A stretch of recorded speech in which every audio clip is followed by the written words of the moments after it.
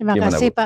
Pak Wayan atas waktunya. Ya, Saya ya. bersyukur sekali juga seperti Bu Ninis bisa datang ke Rumah Semesta ini. Begini Pak, saya sama kasusnya hampir sama ya dengan Bu Ninis. Oke. Ditinggal suami sama terpaut 1 bulan. Oh. Bu Ninis itu tanggal 7 Maret, suami saya 14 April. Oke. Nah, tapi bedanya saya sudah siap kehilangan waktu itu. Saya sudah siap kehilangan karena saya sama suami itu kan di tahun 2013 operasi itu Pak pasang ring. Jadi saya waktu itu suami saya kena jantung sampai pisah. Terus saat itu saya gini, waktu itu belum siap kehilangan, saya belum siap. Terus saya hidup berdua, pindah ke desa dari kota itu pindah ke desa ke tempatnya suami saya. Itu saya berdua tiap hari kan, hari. Jadi saya merawat suami saya itu, soalnya saya kalau akan kehilangan sudah siap gitu. Kalau waktu itu kan saya gini, saya belum siap jadi janda Allah. Tapi begitu suami saya itu gara-gara bukan COVID, karena ada COVID itu kan nggak berani kontrol ke rumah sakit. Nah, berani kontrol ke rumah sakit, akhirnya dia kesini. Tapi sempat kita berdua itu ya seperti ajaran saya walaupun muslim ya Pak, muslim gitu, tapi kita tuh sering tengah malam itu keluar malam. Jadi saya nggak ngomong apa-apa, cuman diam aja natap langit. Saya minum sama suami saya.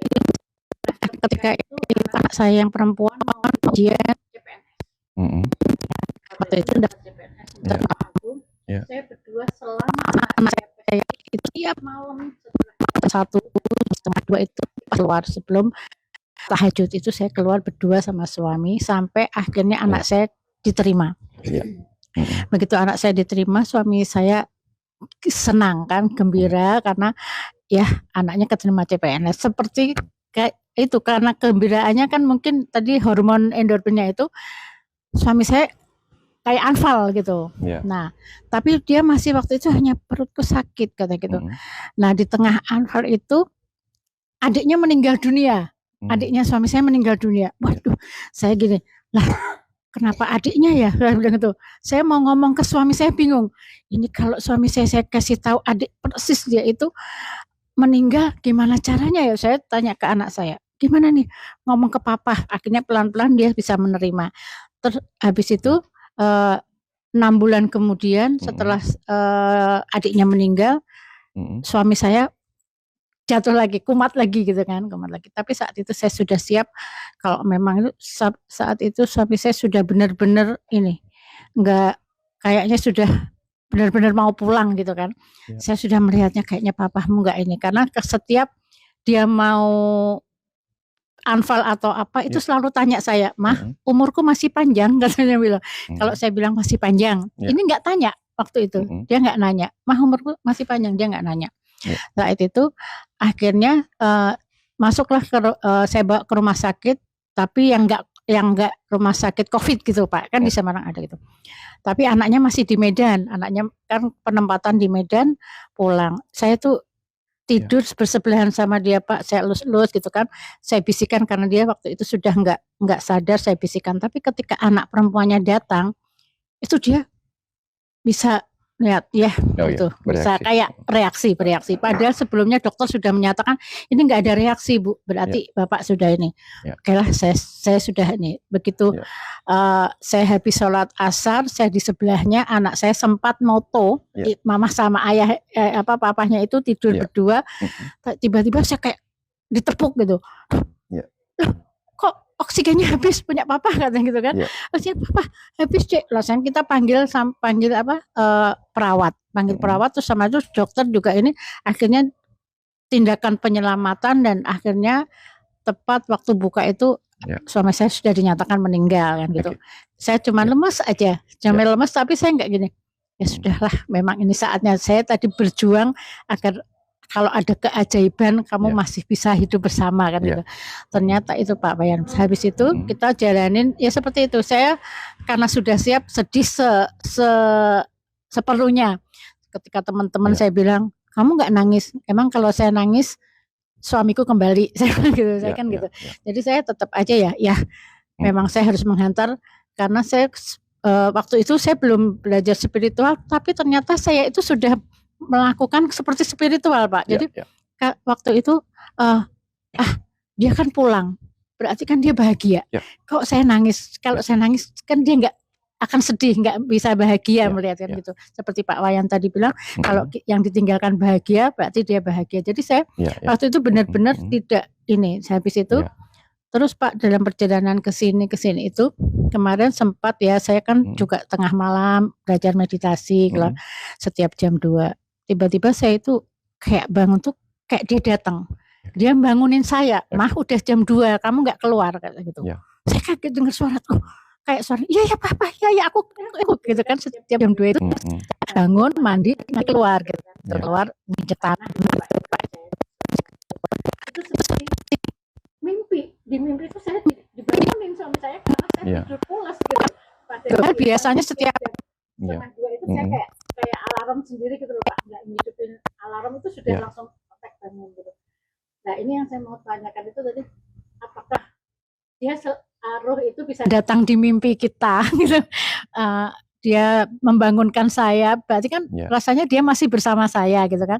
Nah, anak-anak saya juga merasa gini, "Mah, pokoknya kalau Mama bahagia pasti Papa di sana bahagia," kan gitu kan. Jadi saya juga selalu kalau waktu itu kan Bunda Ninis sama kita sama-sama Islamnya, tapi ini ya saya tetap ngirim Al-Fatihah itu selalu. Meninggal, kalau kita percaya roh itu adalah kecerdasan, mercik menjadi kecerdasan individual di dalam diri yang diberi hidup, kemudian kita sebut roh, maka tepat ketika dia meninggal, di dalam diri kita dia juga masih hidup sebagai ingatan, sebagai kecerdasan yang mengingat. Dan kita tahu kan, sebagaimana kemarin kita obrolkan, kumpulan dari ruh-ruh itu adalah ruh semesta itu sendiri. Jadi seperti tetesan-tetesan air itu adalah yang membentuk samudra. Samudra satu kesatuan. Nah, kita dan dia sebenarnya sama-sama percikan kecerdasan. Bisa ada di dalam tubuh yang berbeda sebagai roh individual, juga bisa hidup di dalam diri kita sebagai kecerdasan yang mengingat pernah terhubung sama mereka. Jadi ketika benar-benar terpisah tubuh kita, dia bisa saja membentuk ingatan di dalam sebagai si roh individual. Kali yang datang itu mereka nggak ngomong, tapi begitu mereka ngomong berarti si kecerdasan itu menggunakan pikiran kita untuk membentuk sebuah sensasi atau sebuah kata-kata yang seolah-olah kita mendengar dibangunin kayak gitu. Nah itu peluangnya. Jadi sebenarnya mereka bisa terkonek dalam bentuk apa saja dengan kita. Bisa terkonek secara materi, ya misalnya ada nih di beberapa tempat, bisa terkonek secara materi, ya misalnya ada nih di beberapa tempat mereka digerak-gerakkan, menggerakkan benda-benda untuk menunjukkan diri mereka ada. Kadang mereka menggunakan dirinya sebagai wujud energi, energi yang mungkin sedikit memadat sehingga muncul sebagai bayangan. Kadang mereka hanya datang sebagai kecerdasan yang memberi kita insight dan rasa di dalam seakan-akan dia hadir. Kan tinggal tiga itu aja wujud itu. Wujud materi, ketika wujud materi dia akan menjadi tidak datang sebagai wujud materi beneran, tapi menggerakkan sesuatu untuk menunjukkan mereka ada. Ya, mereka bisa. Gitu. Ya. Waktu sebelum-sebelumnya itu saya juga pernah mimpi itu dia cuman datang, pergi gitu Pak. Datang terus dia cuman ngelambein kayak terus pergi. Nah, di saat saya mimpi itu anak saya juga ngimpi. Anak saya juga ngimpi. Mimpi itu dia cuman datang, pergi gitu Pak. Datang terus dia cuman ngelambein kayak terus pergi. Nah, di saat saya mimpi itu anak saya juga ngimpi. Yaudah. Jadi kadang memang kalau kan saya gini Pak, waktu suami saya meninggal itu, saya ditinggal suami 6 bulan kemudian ayah saya dipanggil. 6 bulan kemudian kakak laki-laki saya juga diambil. Ya. Jadi saya seperti kehilangan 3 orang laki-laki yang begitu di saya gitu kan Pak. Tapi saya itu selalu merasakan Pak, kalau orang mau meninggal itu saya mesti kayaknya nggak lama deh. Saya bilang itu ini kayaknya lama. Ketika ayah saya itu, saya bilang sama ayah saya, Bapak mau pulang, saya bilang gitu. Bapak mau pulang atau Karena nggak bisa diam, saya bisikin, "Bapak mau pulang." Karena bapak saya itu cinta mati ya sama ibu saya, jadi 17 tahun menduda itu, mau pulangnya tuh sama-sama bulan Oktober, Pak. Oh ya. Jadi ayah saya, ibu saya 8 Oktober, ini pas bapak saya tuh malam Jumat ini kayak udah seperti koma gitu, "Bapak mau pulang hari ini besok Jumat atau pulang besok tanggal 8 juga Jumat?" Gitu. Ternyata malam itu jam 1 bapak saya pulang gitu kan, saya tanya gitu. Ya, terus waktu kakak saya juga seperti itu, saya tengok habis jatuh, saya lihat kakak saya datang itu dia nangis. Saya merasa, kok kakak saya nangis ya? Berarti kayaknya kakak saya tuh besok mau nggak ada, karena dia nangis lihat mau ninggalin adik-adik perempuannya gitu. Jadi saya tuh seperti selalu Pak, kalau ada yang keluarga mau meninggal itu sepertinya tahu duluan gitu loh Pak. Jadi budi saya, kok kayaknya nggak lama. Ternyata besok benar meninggal dia. Saya tuh takutnya seperti aduh. Jadi sekarang saya takut mungkin karena yang saya ciptakan seperti itu kan. Kalau di sini karena kita menciptakan seperti itu, itulah yang terjadi. Jadi saya sekarang nggak usah ngomong yang gitu-gitulah. Saya jalanin apa, pokoknya saya sementara itu ya belajar ikut vibrasinya Bu Ninis, itu ikut itu, jadi saya belajar meditasi, itu cuman saya meditasi ya diam, setiap mau tidur itu saya melepaskan dulu, bersyukur itu juga, terus bangun tidur juga, nanti tengah malam itu saya keluar gitu. Kalau tapi kadang saya pas suatu ketika nggak bisa keluar, saya nikmatin, saya memang diberi kenikmatan tidur gitu. Jadi saya nggak pernah menyesalin apa yang terjadi. Jadi ya udahlah, memang itu jalannya, sudah seperti itu. Jadi apakah itu saya juga sudah berjalan ke spiritual gitu loh Pak? Ya. Karena kan saya waktu itu belum punya guru spiritual gitu kan. Saya hanya punya guru ilmu tasawuf, cuman nggak diajarkan kamu harus begini, kamu harus begini. Tapi saya dianukan oleh keadaan, pelajaran oleh saya dikasih cobaan seperti ini, di saya ini saya bisa menerima apa adanya, saya bisa menerima dengan segala itu, saya tuh orang yang seperti ini Pak, saya bisa melepaskan kemelekatan gitu kan, saya nggak pengen melekat, kalau ini memang bukan milikku ya sudah, kayak bilang gitu. Saya selalu bilang kalau memang milik kembali, kalau saya bilang ternyata jawaban-jawaban saya pikir ini spiritual seperti ini, jadi apakah ini spiritual ya saya gitu. Akhirnya kan saya Abu Malo, Pak Wayan, ayah guru Saiful itu, saya ternyata malah ini vibrasinya Bu Ninis itu ke saya loh. Bun, kok sama ya, saya sering dengerin ini. Berarti saya sudah berjalan ke arah spiritual ya Pak, kalau gitu itu berarti. Saya sudah belajar dengan kehidupan itu bisa menerima dengan luka. Saya yang dari tadinya ekonomi itu dihancurkan, benar-benar kehilangan semua lah, tapi saya bisa menerima dari ekonomi sampai suami saya meninggal, itu jaraknya itu waktu itu saya bilang gini, ya Allah, apa memang benar harta saya ini kau ambil semua, kau bersihkan, setelah itu saya akan kau beri yang baru, yang bersih. Mungkin selama kemarin-kemarin, padahal saya mikir, saya waktu itu gini, saya hidup dari gaji, benar-benar gaji kan. Suami saya ngasih makan anak, jangan uang yang enggak pokoknya benar-benar dari gaji yang benar-benar halal lah kayak gitu. Tapi kenapa kok saya benar-benar diblekan gitu ya, dari atas sampai saya kehilangan semuanya dengan suami. Akhirnya suami saya jatuh sakit karena mungkin dia belum bisa menerima, sampai saya, ayo Pak bangkit, saya bilang, kalau kita bangkit, kalau Allah memang itu rezeki kita kembali, kalau enggak ya sudah, pasti Allah akan ganti yang baru gitu, saya selalu begitu. Jadi saya tuh seperti saya kayak tercerahkan seperti ini ya. Jadi saya merasa gitu. Cuman tadi yang saya ini kan tadi aja Pak, sering datang di mimpi, walaupun nggak bicara, terus kemarin saya kayak dibangunkan, terus kayak kadang tuh saya bau wangi suami saya gitu. Itu udah saya bilang. Mereka hidup dalam memori kita, termasuk aromanya gitu. Contoh misalnya, Ibu pernah makan durian, masih ingat rasanya, nah pasti dia muncul sebagai memori. Hal yang sama terjadi ketika kuat ingatan kita muncul kembali tentang suami sampai aroma-aromanya, cara dia bicara masih muncul lagi dia. Iya, Gitu. betul. Nah, bicara tentang apa yang Ibu alami, apakah Ibu sudah mengalami spiritualitas apa tidak? Pertanyaan itu muncul karena banyak orang tidak mengerti bahwa tugas guru spiritual itu mengantarkan mereka ketemu guru sejati yang bernama pengalaman. Jadi yang mencerahkan itu sebenarnya pengalaman itu sendiri. Nah, Ibu sudah mengalami itu. Sehingga dengan sendirinya Ibu ketemu si guru spiritual dalam diri sendiri, yaitu si ruh itu yang membuat Ibu memiliki spirit, semangat untuk menghadapi suka duka. Itu sejatinya begitu. Ya, karena kalau kita bicara tentang guru spiritual, kadang beberapa itu malah membuat kita terjebak ke dalam ketidaktahuan, tidak mengizinkan kita mengalami sendiri. Nah, kapan kita diizinkan mengalami sendiri? Sesungguhnya kita menemukan guru sejati itu.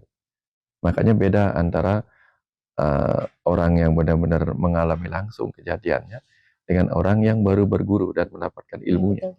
Nah, Ibu mungkin dulunya sekali sudah banyak belajarnya, sehingga sudah sering menjalani itu. Sekarang tugas Ibu justru diberikan kemampuan untuk mengetahui apa yang akan terjadi. Jangan-jangan tugas Ibu adalah menemani saat-saat terakhir orang untuk bisa ikhlas melepas, untuk bisa ikhlas melakukan perjalanan pulang. Ya, karena tidak serta-merta semua orang diberitahu atau memiliki kemampuan untuk mengetahui apa yang akan terjadi, apalagi tentang kematian. Itu kan sangat rahasia. Tapi kenapa beberapa orang diberikan rahasia bahwa ini akan meninggal, sepertinya ini akan meninggal gitu. Ya karena mungkin tugasnya Ibu adalah menemaninya, menguatkan dia sehingga lebih mudah melepasnya. Kira-kira seperti itu. Ya. Kalau semua orang punya tugas yang sama, mungkin semua orang bisa tahu bahkan kematiannya sendiri gitu. Ya. Seperti itu sih, Bu, ya. Pak Wayan, terima kasih atas waktunya. Semoga tugas itu berarti tugas Ibu begitu. Karena kalau Ibu tidak punya tugas seperti itu, tidak mudah menjadi kuat kehilangan, tidak mudah. Tidak mudah kuat kehilangan, pasti lebih dulu terguncang. Masing-masing punya.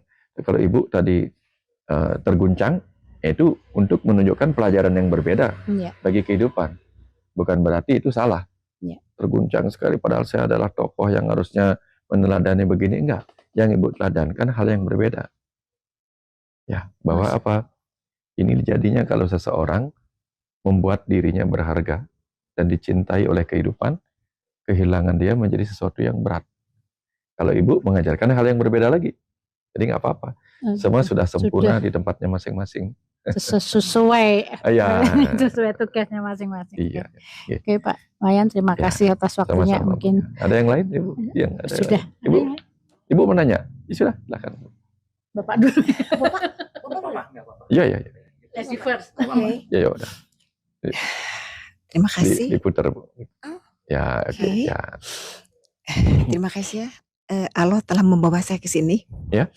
Pak Wayan, saya pernah nge-WA Pak Wayan kan, waktu itu di Tasik. Jadi saya tuh pencariannya panjang sekali Pak Wayan. Ya. 2007 sampai 2010 saya sakit. Ya. Dikasih sakit saraf kejepit, leher sama pinggang, udah berobat kemanapun sampai keluar masuk rumah sakit sampai 30 kali. Dan sampai sudah pakai kursi roda. Ya. Waktu itu. Terus saya minta ke saat kerja, ya Allah, tunjukkan jalan terbaik untuk saya bisa keluar di kantor. Ya. Karena saat itu saya nggak mau oleh hawa nafsu saya untuk berhenti. Karena saya masih punya anak 2, walaupun suami kerja, tapi saya pikir, saya kayaknya masih bisa memberi manfaat. Benar dijauh sama Allah, saya sakit, Pak Wayan sakit. Jadi pada saat saya terima sakit itu, saya terima, ya Allah, ini anugerah terindah darimu.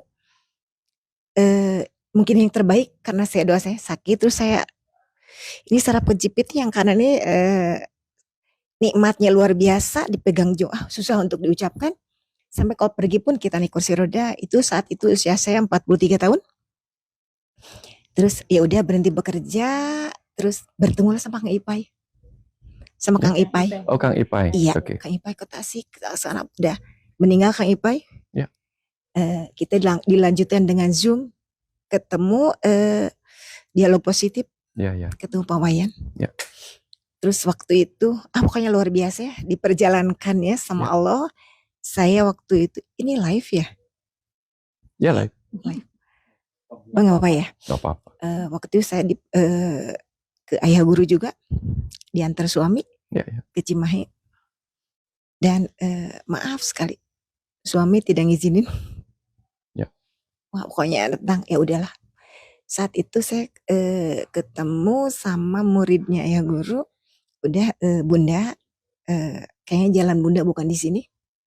Terus saya udah hilang sama orang itu hilang. Oktober 2023 Ya. dia nge-WA lagi, Bunda HP saya hangus. Oh. Kata si muridnya itu, Bunda gimana? Aduh kayaknya Bunda nyerah.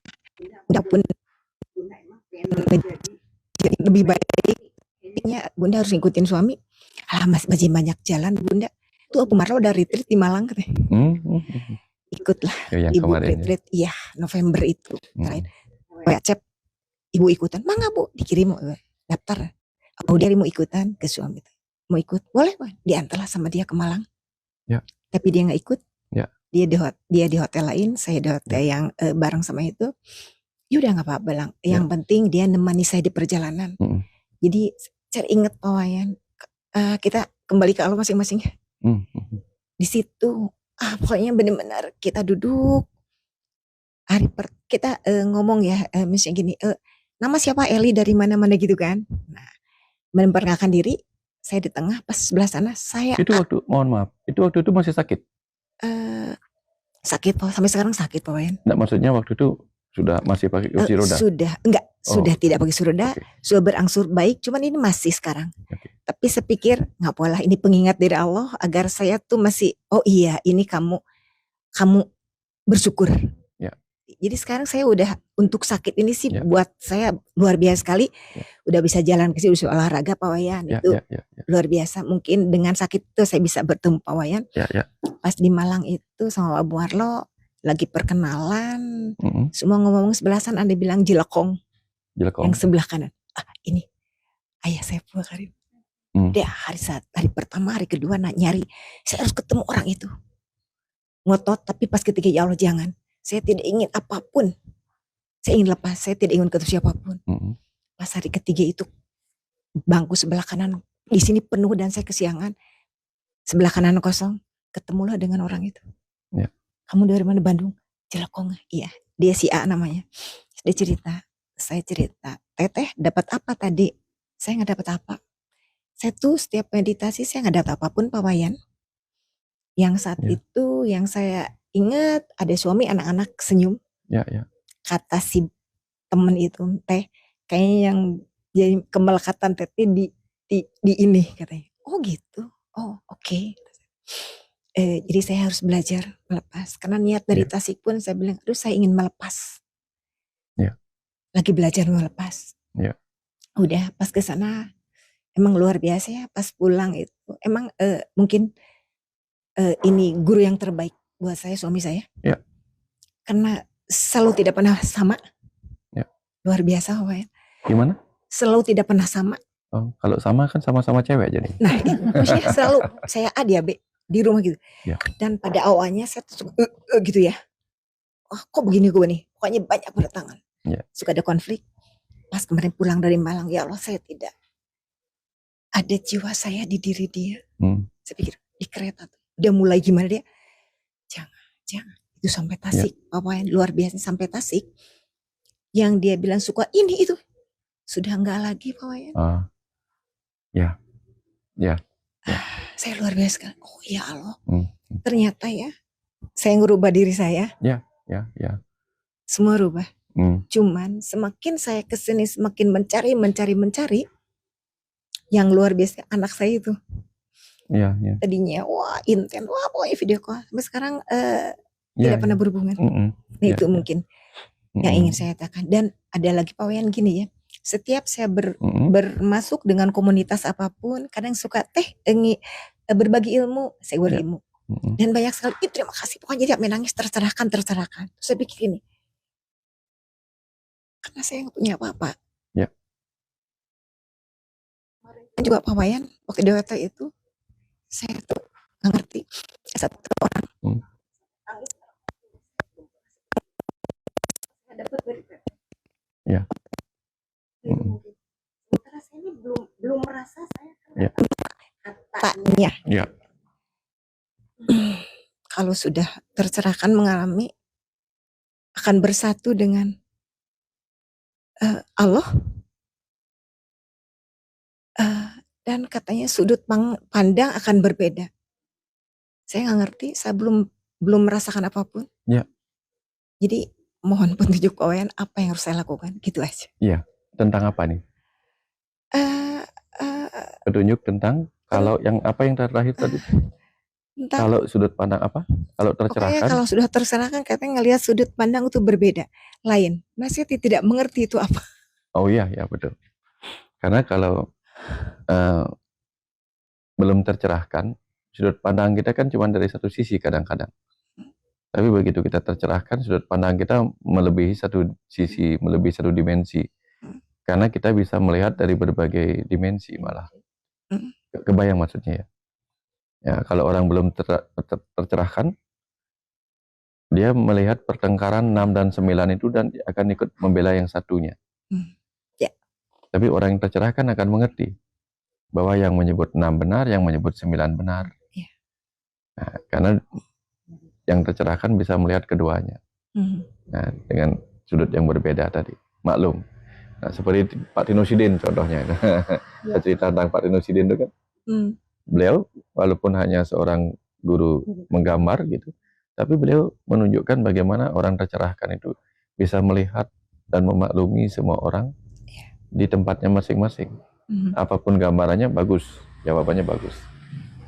Ya, karena dia sudah melihat kenapa ini benar bagi orang itu, dia melihatnya dari sudut ini.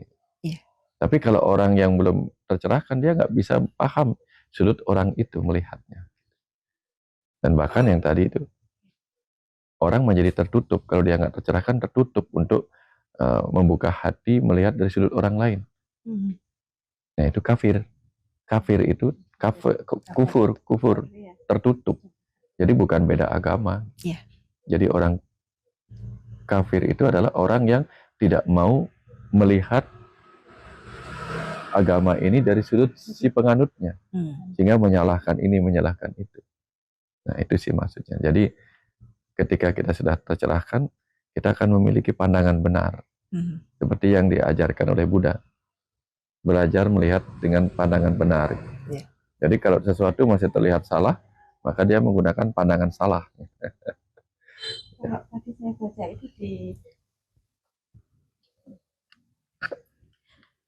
kalau tadi saya membaca di buku Pak Wayan Kandapa Tantra, itu kebenaran itu bisa melihat pembenaran-pembenaran yang banyak. Ya, keping-keping. Keping-keping pembenaran-pembenaran. Karena pembenaran itu sendiri adalah keping-keping kebenaran yang dipegang oleh masing-masing. Ya. Tapi begitu kuat orang itu memegang, namanya juga keping-keping. Ya. Kalau terlalu kuat memegang keping kebenaran bisa melukai. Makanya tidak boleh terlalu kuat memegangnya. Gitu. Tugas kita adalah mengambil kepingan-kepingan kebenaran yang seringkali menjadi pembenaran itu untuk mengumpulkannya, menyatukannya. Ya. Jadi kalau pembenaran yang dipegang itu tidak bisa melihat kebenaran. Persis. Ya. Itu tadi. Tapi kalau kebenaran, dia bisa mengakses pembenaran-pembenaran yang berkeping-keping menjadi sebuah kebenaran. Betul. Itu yang tadi saya baca di buku Kandapa Tantranya Pak Wayan. Kandapa Tantra itu artinya menjalin, menenun. Ketika menenun itu kan ada pecahan-pecahan kotak-kotak kecil. Kalau di kristik misalnya, kotak-kotak kecil, pasal-pasal kecil. Di sini kelihatan cuma silang-silang aja, silang. Tapi setelah terlihat dari jauh, gambarnya kelihatan. Nah, itu jadinya menjalin pasal-pasal pembenaran-pembenaran itu untuk melihat kebenaran universal.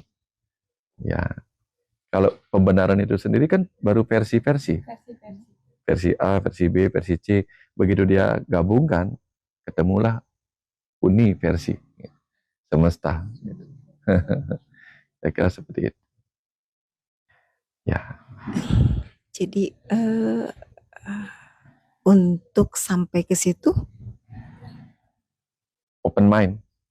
Oke. Kalau kita nggak open mind, ya lagi-lagi open mind itu bahasa orang boleh. Boleh. Kalau orang Islam mungkin jangan kafir gitu.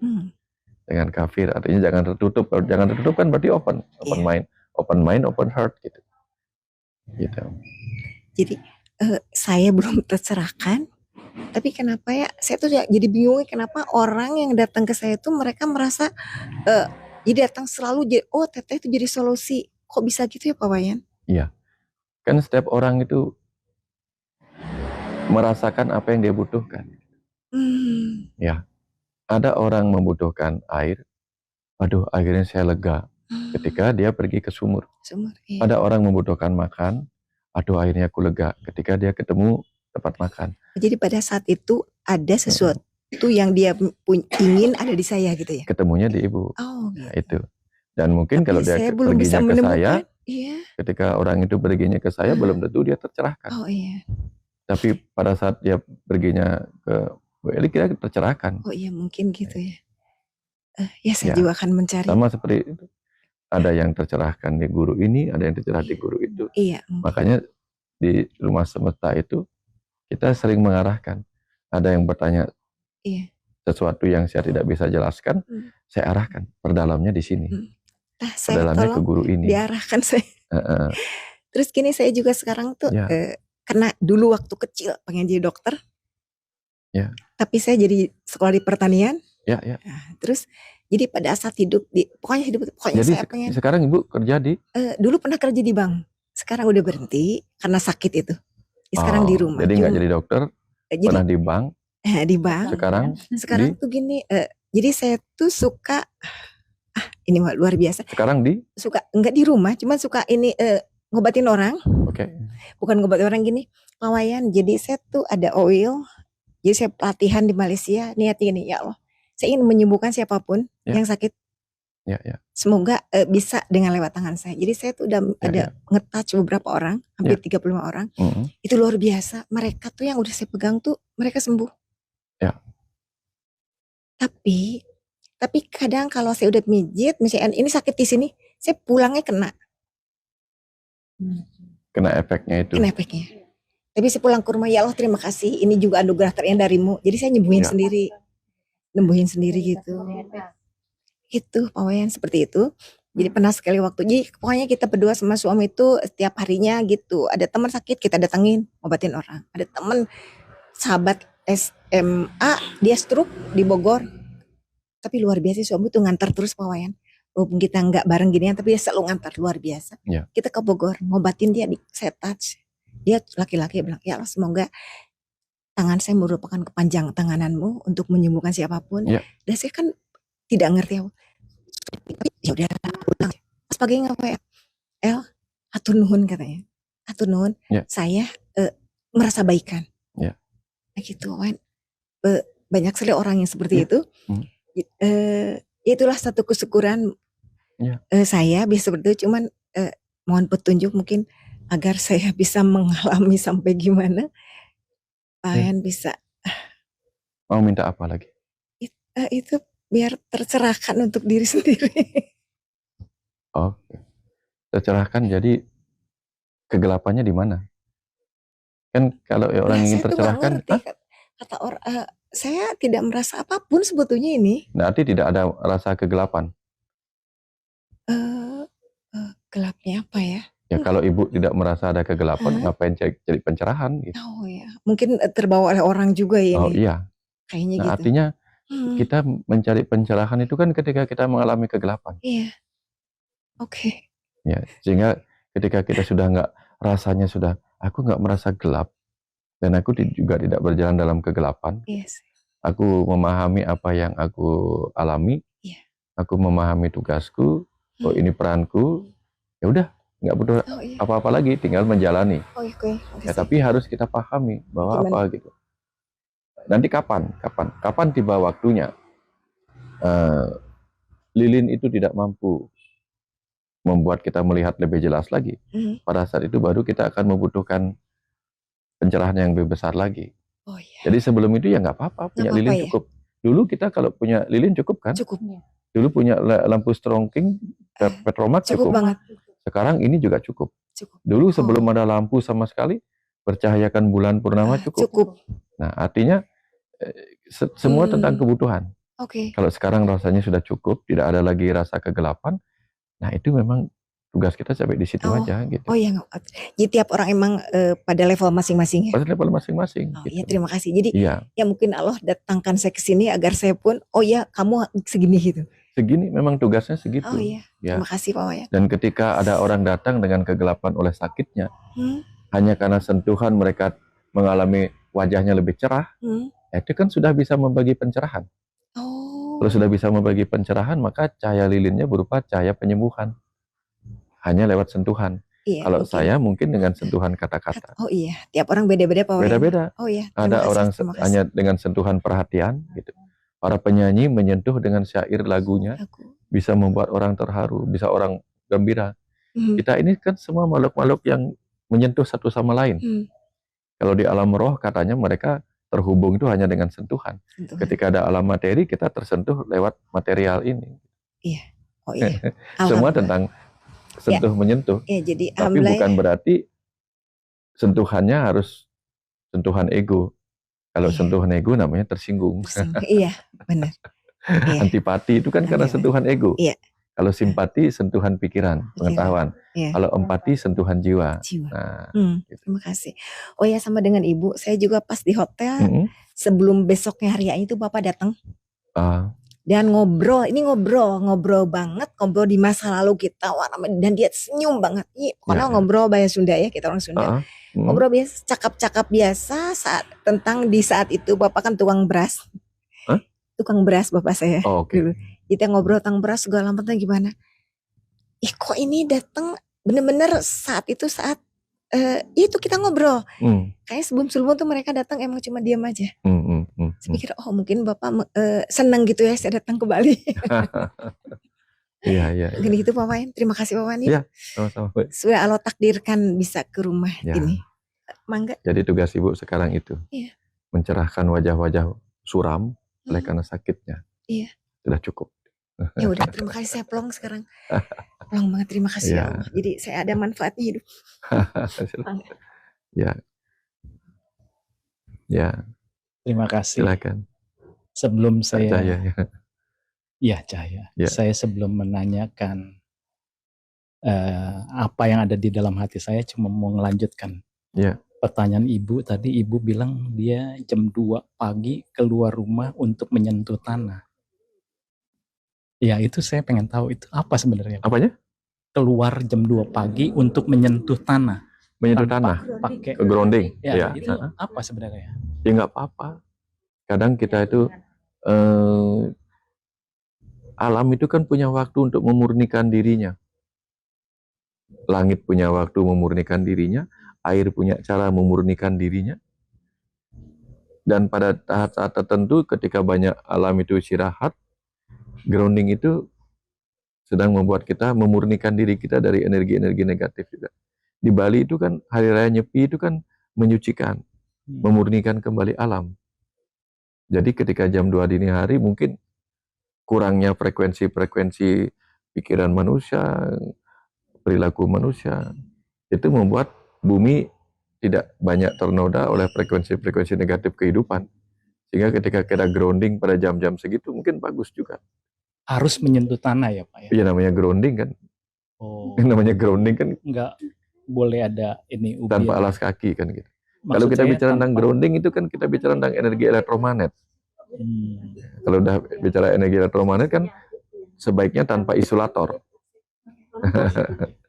Ya gitu. Pertanyaan selanjutnya melanjutkan pertanyaan Ibu ini. Ya. Tadi Ibu ini kan bilang agak didekatin. Pertanyaan selanjutnya ya dari Ibu ini. Ya. Ibu ini bilang menyentuh, yang disentuh sembuh, tapi Ibu ini yang sakit. Nah ini bagaimana untuk mencegah hal itu? Iya. Kadang itu kan kita bicara tentang ini. Kemarin kita bicara tentang kecerdasan, energi, materi. Energi itu adalah kecerdasan yang menunjukkan kemampuannya. Materi adalah energi yang memadat. Jadi ketika kita berinteraksi dengan orang, kita menangkap kecerdasannya bicara tentang keluhan-keluhan sakitnya.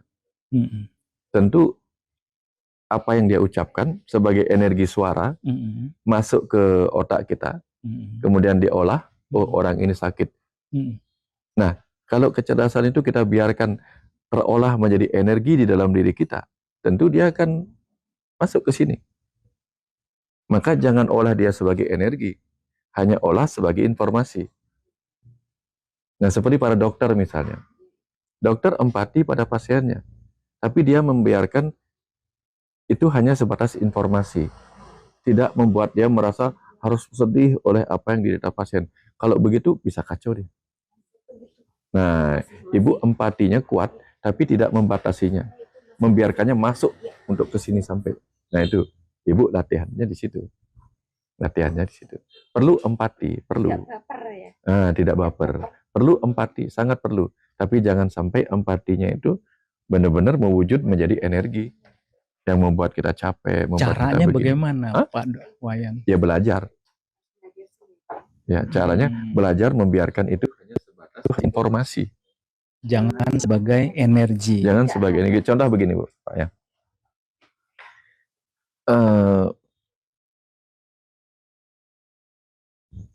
Seperti cerita tadi itu. Ya. Bapak coba rasain nebosi itu. Rasain nebosi. Seperti apa sih rasanya nebosi itu? Tidak mengerti. Tidak mengerti, oke. Karena nebosi saya nggak tahu. Oke. Dia hanya sebatas informasi kata yang Bapak tidak mengerti, tidak rasakan. Nah, sekarang coba Bapak, kalau Bapak saya suruh sekarang mengulum jeruk nipis. Ngerti. Kebayang rasanya? Kebayang. Nah, tiba-tiba dia bukan hanya informasi, dia menjadi rasa dan bisa menimbulkan efek parasimpatis itu, keluar air liur kita. Karena kita ingat, bukan hanya sekedar informasi, tapi masuk ke rasa. Nah itu tadi. Itu. Jadi latihannya untuk, oh ini informasi. Ini bukan untuk saya. Kebayang caranya ya maksudnya. Jadi biarkan dia hanya informasi. Kita jadi, oh maklum dengan apa yang dia rasakan, tapi bukan merasakan. Kalau kita merasakan apa yang dia rasakan, wah berat. Nah, saya kalau bicara tiba-tiba diam itu kan karena mengizinkan rasa itu terkonek sama saya, sehingga saya harus menahan itu. Saya merasakan itu, merasakan kerinduannya, merasakan kebahagiaannya, melihat banyak akhirnya anak-anak datang dalam kerinduan besar kepadanya. Kadang itu merasakan ketika mereka merasakan mereka, gitu. Walaupun nya mereka anggot-anggot kecil begini, anggot-anggot kecil begini, saya merasakan akhirnya mereka melihatku sebagai kecerdasan semesta yang ada di mana-mana. Kebahagiaan ini saya rasain. Jadi saya kehilangan kata-kata. Gitu. Karena kenapa kata-kata hilang? Karena energinya saya rasain. Kadang dia datang sebagai energi kerinduan. Ya, karena kalau saya terusin, saya yang terguncang gitu. Saya harus tahan dulu. Tahan untuk tidak mengizinkan itu mengguncang saya. Diam dulu gitu. Itu caranya mengolah supaya si rasa itu kembali menjadi informasi. Ya, nanti kalau saya keluar, dia keluarnya sebagai tangisan. Tangisan rasa. Jadi kan ekspresi kerinduan, ekspresi rasa jadi tangisan. Begitu saya rasa, saya diamkan, dia kembali mengekspresikan diri sebagai informasi, mengalir kata-kata lagi. Kebayang ya? Ada jawaban. Seperti itu. Kemarin Pak Wayan menjelaskan bahwa kita punya misi, punya visi, dan punya peran, ya kan? Misi kita sebagai benih keilahian itu yang kita harus jalankan. Visi kita yang kita lihat sebagai benih adalah menjadi tumbuh seperti induk. Seperti induk. Seperti dia. Iya. Asal kita. Misi kita agar bisa memenuhi visi kita. Jadi misi kita, apa yang akan kita jalani adalah mengumpulkan isi. Mengumpulkan isi. Isi. Jadi menyerap segala isi. Jadi tubuh kita menyerap makanan, Iya. pikiran kita menyerap pengetahuan, Iya. Untuk memenuhi visi tersebut. visi tadi. Nah, lalu diterapkan dalam peran. peran, betul. Sekarang Contoh ada pertanyaannya, gitu. Ada sapi gembala yang sedang membajak sawah. Perannya adalah membajak sawah. Tapi dia juga punya misi untuk dirinya sendiri. Saya harus kuat dalam tugas ini. Maka sembari dia membajak sawah, dia makan rumput-rumput. Kebayang ya? Dia makan rumput karena misi tubuhnya adalah menjadi kendaraan untuk menyerap makanan. Tapi tugas kehidupannya adalah membajak sawah tadi. Dia nyambi. Jadi seperti kita, kayak ibu tadi. Mengobati orang itu peran. Tapi menyerap pengetahuan selama mengobati itu, itu misi kita. Misinya. Untuk bertumbuh matang dalam kesadaran itu. Ada orang kayak ibu, atau ada orang jadi nelayan. Nelayan itu peran.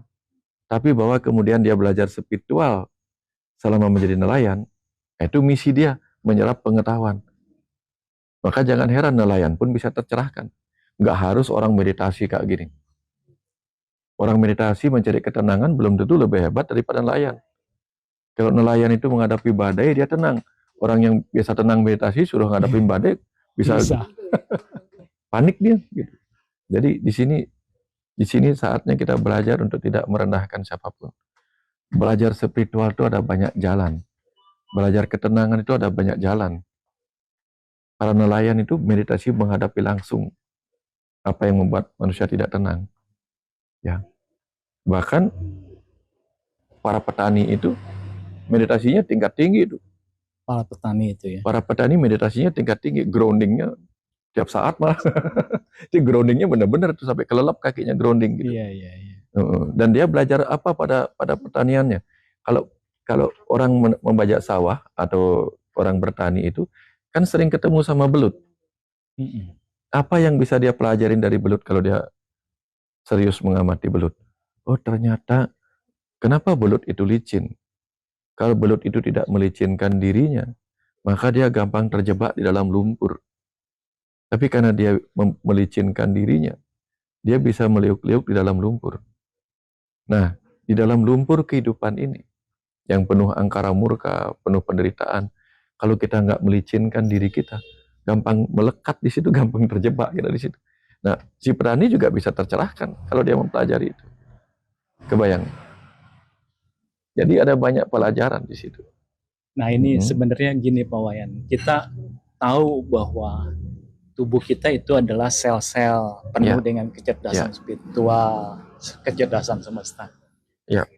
Bagi saya tahu itu baru di pikiran. Ya. Bagaimana supaya saya bisa tahu di budi saya? Di akal budi? Di hati saya. Bahkan bagaimana saya bisa tahu? Maksudnya tahu apa? Tahu bahwa merasakan iya. apa? Merasakan bahwa Bapak terdiri dari sel-sel kecerdasan semesta itu ya. Di dalam sel-sel itu supaya bisa merasakan. Iya. Coba saya pegang tangannya Bapak. Ada sakit nggak di situ? Sakit. Bapak kan sudah merasakan ada sel yang sakit di situ. Bukan maksudnya gimana ya? Contoh merasakan itu seperti apa? Gini deh. Kemarin di akhir sesi itu kan Bapak mengenai ada empat. Iya. Kalau Bapak berdiri di garis itu ada 4. Oke. Terus tentang keseimbangan. Ya. 4 itu keseimbangan. Ya. Kalau kita bisa seimbang, itu bisa terlontar. Ya. Atas. Bagaimana saya bisa terlontar ke atas? Ya. Pertama seimbang dulu. Seimbang antara? Ya, seimbang antara kiri, kanan, atas, bawah. Seimbang antara keharmonisan kita dengan lingkungan, dengan diri kita. Seimbang antara, kalau dibawa ke alam semesta besar, kita harmonis dengan lingkungan, dengan sesama manusia, dengan parahyangan namanya. Parahyangan itu alam-alam gaib. Gaib itu artinya bukan makhluk-makhluk yang gitu-gitu, bukan. Alam yang tidak nyata. Dan dalam diri kita, yang disebut lingkungan itu tubuh kita, lingkungan fisik tubuh kita. Yang disebut manusia itu manas atau pikiran kita. Yang disebut alam gaib, maha gaib itu ruh kita. Nah, kalau kita harmonis di dalam dengan 3 komponen ini, lalu kita seimbang memberi nutrisi pada tubuh, pada pikiran, pada ruh kita. Nah, ini membuat kita bisa menjalin keharmonisan dengan 4 penjuru tadi. Dengan alam yang berwujud padat, dengan alam yang berwujud cair, dengan alam yang berwujud cahaya, matahari misalnya, dengan alam yang berwujud udara. Jadi kita harmonis dengan semuanya. Nah, itu membuat kita bisa melesat dalam kesadaran. Karena tanpa itu kita nggak percaya bahwa alam ini diliputi oleh energi yang tak terbatas atau pengetahuan yang tak terbatas. Kalau kita nggak seimbang belajarnya. Kalau orang hanya belajar ilmu fisika, kimia, biologi, tanpa belajar ilmu spiritual, dia nggak seimbang. Kan kemarin kita selalu cerita, kecerdasan, energi, materi. Energi dan materi dipelajarin oleh ilmu fisika. Kecerdasan dipelajarin oleh ilmu metafisika. Kalau orang nggak seimbang, dia hanya pelajari energi sama materi, dia nggak akan percaya urusan-urusan energi cerdas yang menyebar di mana-mana sebagai apa yang diajarkan dulu sebagai kandepat atau sedulur papat. Karena dia itu kan nggak lihat saya gitu. Dia hanya percayanya pada energi listrik yang bisa dijelaskan. Sementara mereka semua yang saudara 4 dan sebagainya itu kan juga energi. Energi yang bisa dirasakan, yang bisa dilihat walaupun nggak berwujud.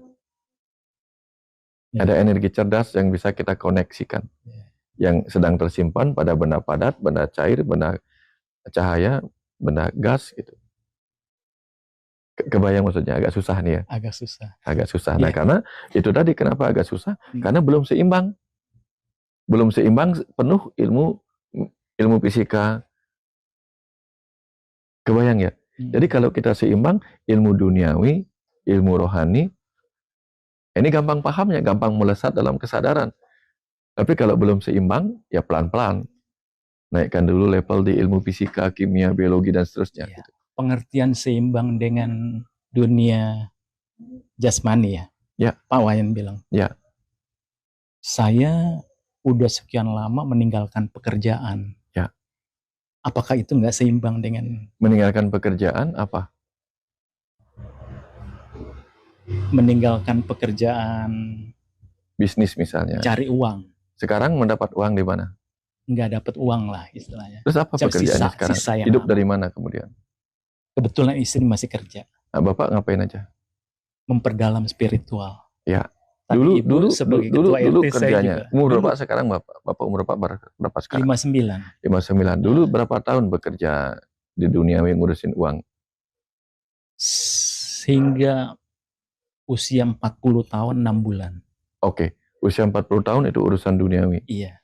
Anggaplah Bapak berumur nanti meninggal umur 100 gitu misalnya kan. Jadi 40 tahun sudah dipakai untuk urusan duniawi, 60 tahun dipakai urusan spiritual, itu sudah seimbang apa belum? Kan nggak apa-apa. Harusnya karena panggilan ya. Oh ya. Oke aja. Oh oke aja. Nah, boleh. Nah, nggak apa-apa. Buat saya seimbang. Seimbang buat Bapak. Gitu. Selama Bapak tidak mengeluh kekurangan makan ini, makan itu, kan nggak. Ya sudah, berarti Bapak sudah terpenuhi urusan itu. Di level duniawi, di level urusan makan, pangan, papan itu Bapak sudah beres. Sesuai dengan hukum hierarki need of Maslow itu. Jadi Bapak sudah masuk ke aktualisasi diri. Siapa diri saya? Bapak sudah level memenuhi kebutuhan yang kelima, bukan lagi di sini. Tapi saya masih ragu apakah saya terlalu melekat dengan ego saya sendiri. Ya menurut Bapak gimana? Nah ini saya masih belum jelas. Tapi maksud saya begini Pak Wayan. Bagaimana saya tahu bahwa peran saya atau tujuan hidup saya senang dengar video Pak Wayan bahwa kita dipanggil pulang. Ya. Pengertian pulang saya itu lepas dari ikatan duniawi. Ya. Dengan kata lain, lepas daripada Urusan duniawi. sebentar, lepas Ya. daripada siklus tunimbar lahir. Ya, ya. Pengertian saya. Ya, ya. Mohon dikoreksikan. Ya, ya, ya. Mungkinkah itu bisa saya capai? Semua orang memungkinkan, karena memang kan saya bilang, ceritakan kemarin bahwa benih itu tujuannya kembali menjadi induknya. Ya enggak? Semua benih akan kembali menjadi induknya. Cuman ada yang prosesnya cepat, ada yang prosesnya lambat. Oke. Tetesan hujan itu datang dari mana? Dari langit. Dia jatuh ke bumi. Sebagian jatuh ke atas daun, segera menguap menjadi langit lagi. Sebagian jatuh ke sungai, ke danau, mungkin tenggelam, prosesnya mungkin agak panjang. Tapi pada akhirnya dia kan juga menguap juga pada akhirnya. Nah, kapan itu tergantung lagi. Apakah kita mengulang-ulang atau kita mau berhenti, itu tugas kita. Tapi gini, kapan tugas urusan utang karma, utang pelajaran rasa dan utang pelajaran karma itu selesai? Bukan berarti kita berhenti turun ke sini. Mungkin kita akan turun lagi ke sini untuk tugas. Dan setelah kita tidak ada lagi tugas, bukan berarti kita nggak akan ke sini lagi. Mungkin kita ke sini lagi hanya untuk kangen-kangenan dengan kehidupan bumi. Sampai kita nggak kangen lagi, udah nggak ke sini lagi. Oh. Tetapi kapan kita tidak kangen lagi? Kapan kita tidak lagi menjadi sebagai roh individual? Kita sudah tidak lagi dibungkus oleh apapun. Nah, yang kangen-kangen ke sini, roh yang saya bilang kangen ke sini dan memilih lahir kembali hanya untuk menengok kehidupan bumi, dia masih sedikit dilekati oleh Ananda Maya Kosa. Selaput kebahagiaan. Dia bahagia ketika dia terpenuhi kerinduannya pada bumi. Fisik, tapi, Pak, ya? Tapi begitu si Ananda Maya Kosa juga hilang, maka dia menjadi murni kembali sebagai kecerdasan semesta tak terbatas. Pertanyaannya, begitu kita kembali menjadi si kecerdasan semesta tak terbatas, berarti kita lebur. Bukan lagi bernama roh capak cahaya dan sebagainya, bukan lagi roh si A, si B dan seterusnya. Kita melebur menjadi si kecerdasan semesta tak terbatas yang ada di mana-mana. Betul nggak? Pertanyaannya sekarang, ada di dalam tubuh nggak si kecerdasan semesta tak terbatas? Ada. Berarti? Ada. Tapi masih banyak kelekatan, jadi susah ya. Jadi berarti kita bahkan ketika sudah melebur kembali menjadi si kecerdasan semesta tak terbatas, kita ada lagi nggak dalam tubuh-tubuh makhluk hidup? Oh, udah nggak ada dong. Begitu udah nanti lepas itu udah nggak ada. Oh, sudah nggak ada di dalam tubuh makhluk hidup. Kita sudah menjadi kecerdasan semesta tak terbatas. Pertanyaannya sekarang, di sini ada kecerdasan semesta tak terbatas? Sekarang ada. Nah, ada peluang nggak itu kita itu adalah itu juga? Ada. Ya, berarti kita ada di sini nggak?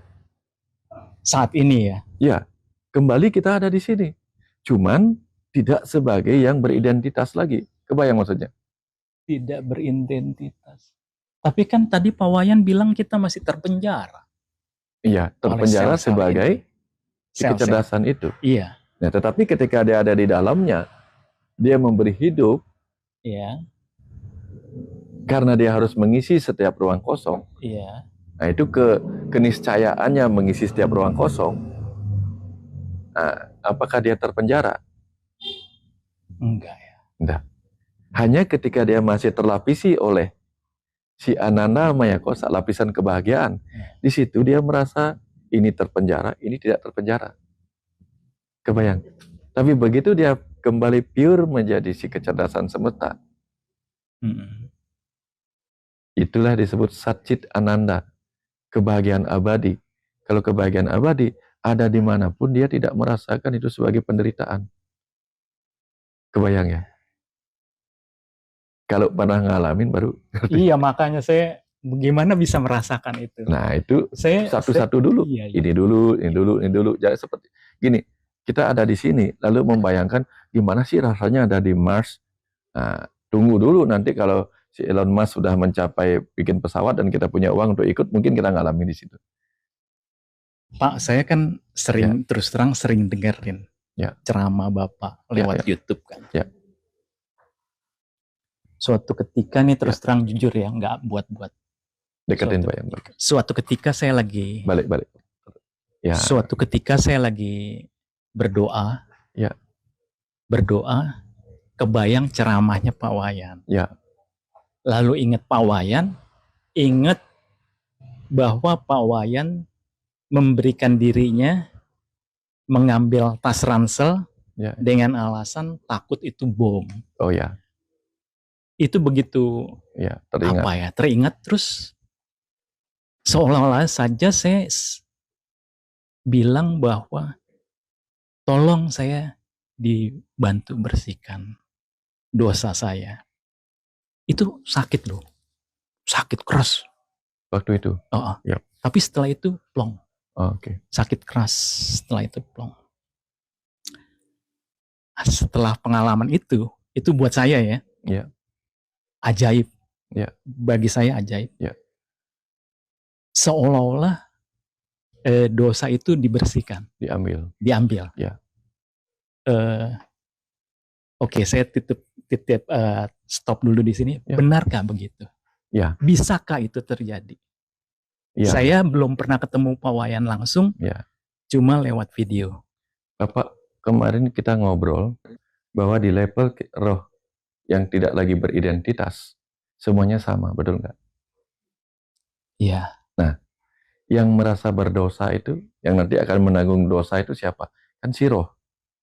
Yang berbuat tubuh, digerakkan oleh pikiran, nanti yang merasa berdosa dan menanggung dosanya si roh. Iya. Ketika si roh tidak merasa itu lagi berdosa, dalam kesadaran rohani, itu kan dosa dihapus. Sampai di sini dapat ya? Belum. Contoh begini. Contoh begini. Bapak kalau saya kasih sekarung kotoran, senang nggak? Tidak. Oke. Kalau saya kasih sekarung kotoran sapi, senang nggak? Tidak. Tapi kalau Bapak adalah petani, senang. Nah, kotoran sapi yang sama tidak terasa sebagai kotoran atau bencana, tapi sebagai berkah ketika kita berselaras dengan itu. Sang ruh yang sudah ada di kesadaran ruh akan menerima semuanya bukan tentang dosa dan pahala. Semua diterima dengan rasa yang sama. Sampai sini dapat. Nah, sang ruh lah yang menyebut itu suci apa tidak. Ketika dia menolak, dia menyebut itu bencana. Kebayang maksudnya? Sang ruh yang masih terbungkus oleh kesadaran pikiran yang membedakan antara gelap terang, hitam putih. Tapi sang ruh yang ada dalam kesadaran rohani, kesadaran semesta, semua yang dualitas itu dianggap satu kesatuan. Maka tidak ada lagi dosa, tidak ada lagi baik buruk bagi sang ruh yang ada di kesadaran semesta itu. Dapat ya? Dapat. Nah, itu di rohnya. Di rohnya. Di badan saya kok sakit begitu. Nah, makanya tunggu dulu. Saya belum selesai cerita. Bapak ikutin cara, saya nganter Bapak cara berpikir. Udah. Nah, pada saat itu, yang merasa Bapak merasa penuh dosa, itu kan ruh Bapak yang masih terbungkus kuat oleh lapisan manomaya kosa. Yang merasa ini baik, buruk, ini dosa, dan sebagainya. Energinya kemudian mematerialisasi berupa rasa sakit. Tapi ini dapat. Dan ketika ruh Bapak memberi kesadaran kepada si pikiran, ini nggak apa-apa. Tapi karena Bapak juga tidak percaya pada ruhnya Bapak, menganggap saya bukan ruh yang tercerahkan, maka ruhnya Bapak yang sama dengan ruhnya saya, tanda petik, mengambil manifestasi ruh saya datang dalam bentuk cerita tadi. Kebayang maksudnya? Mengambil beban itu.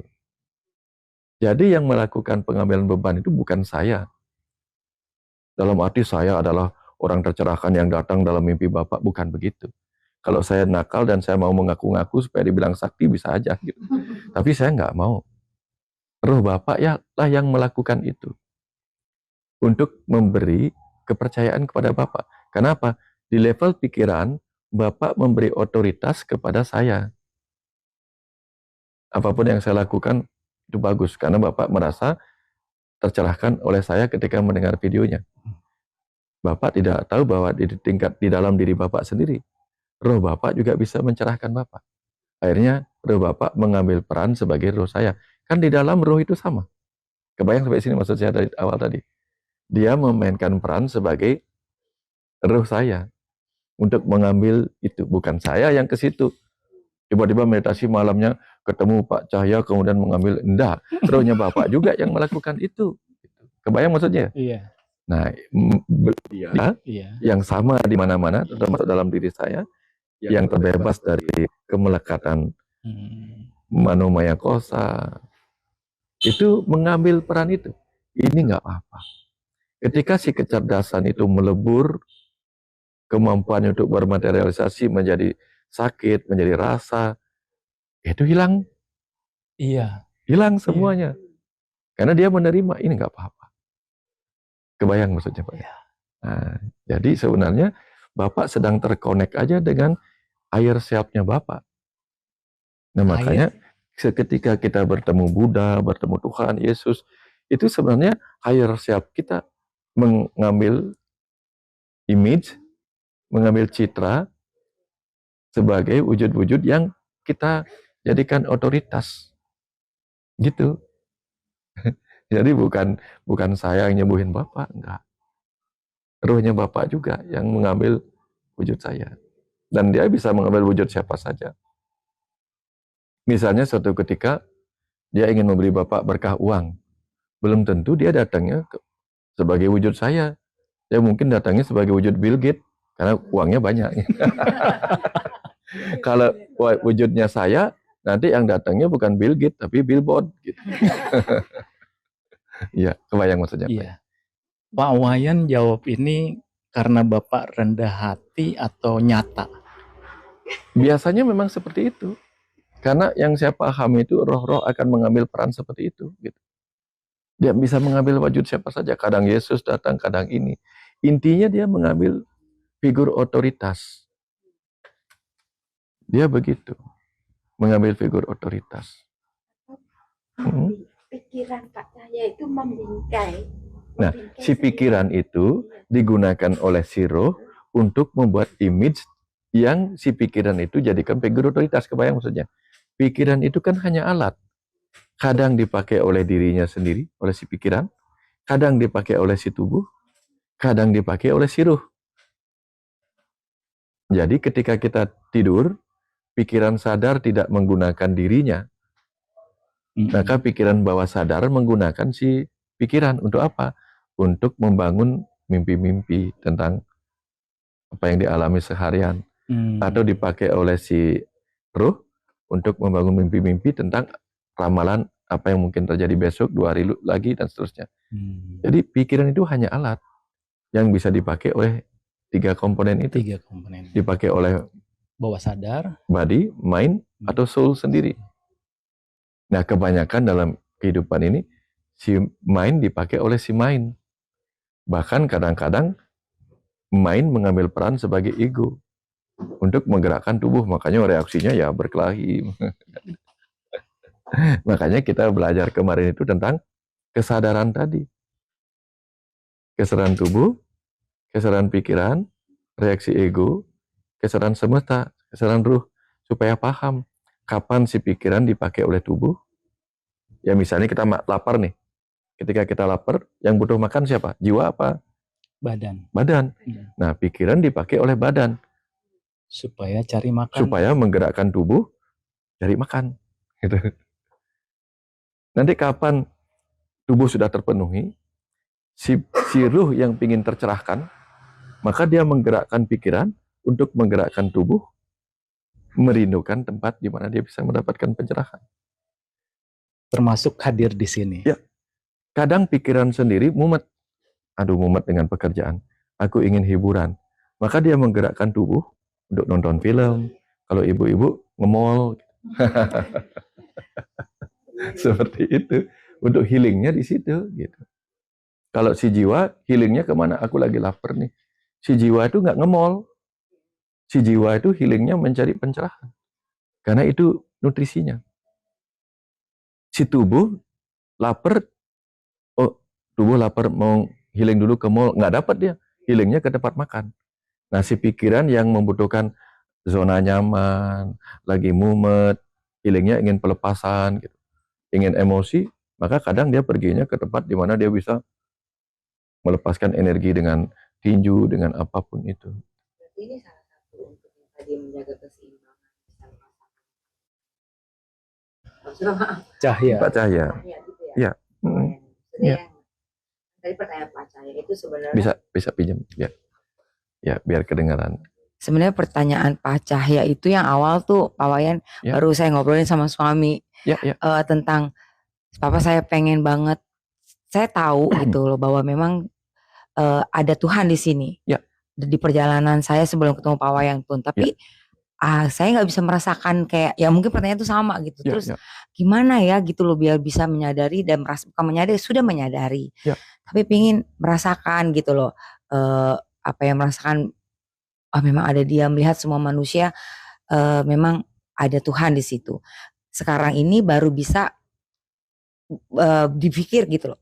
Bukan belum benar-benar dari rasa tapi dari pikiran, terus merasa seperti itu gitu loh. Merasa paham, saya merasakan kehadirannya di dalam. Iya. Pingin ngerasain kayak apa? Iya. Oh gitu ya. Coba diam sini ya. Kalau pingin ngerasain, coba diam sini ya. Coba diam.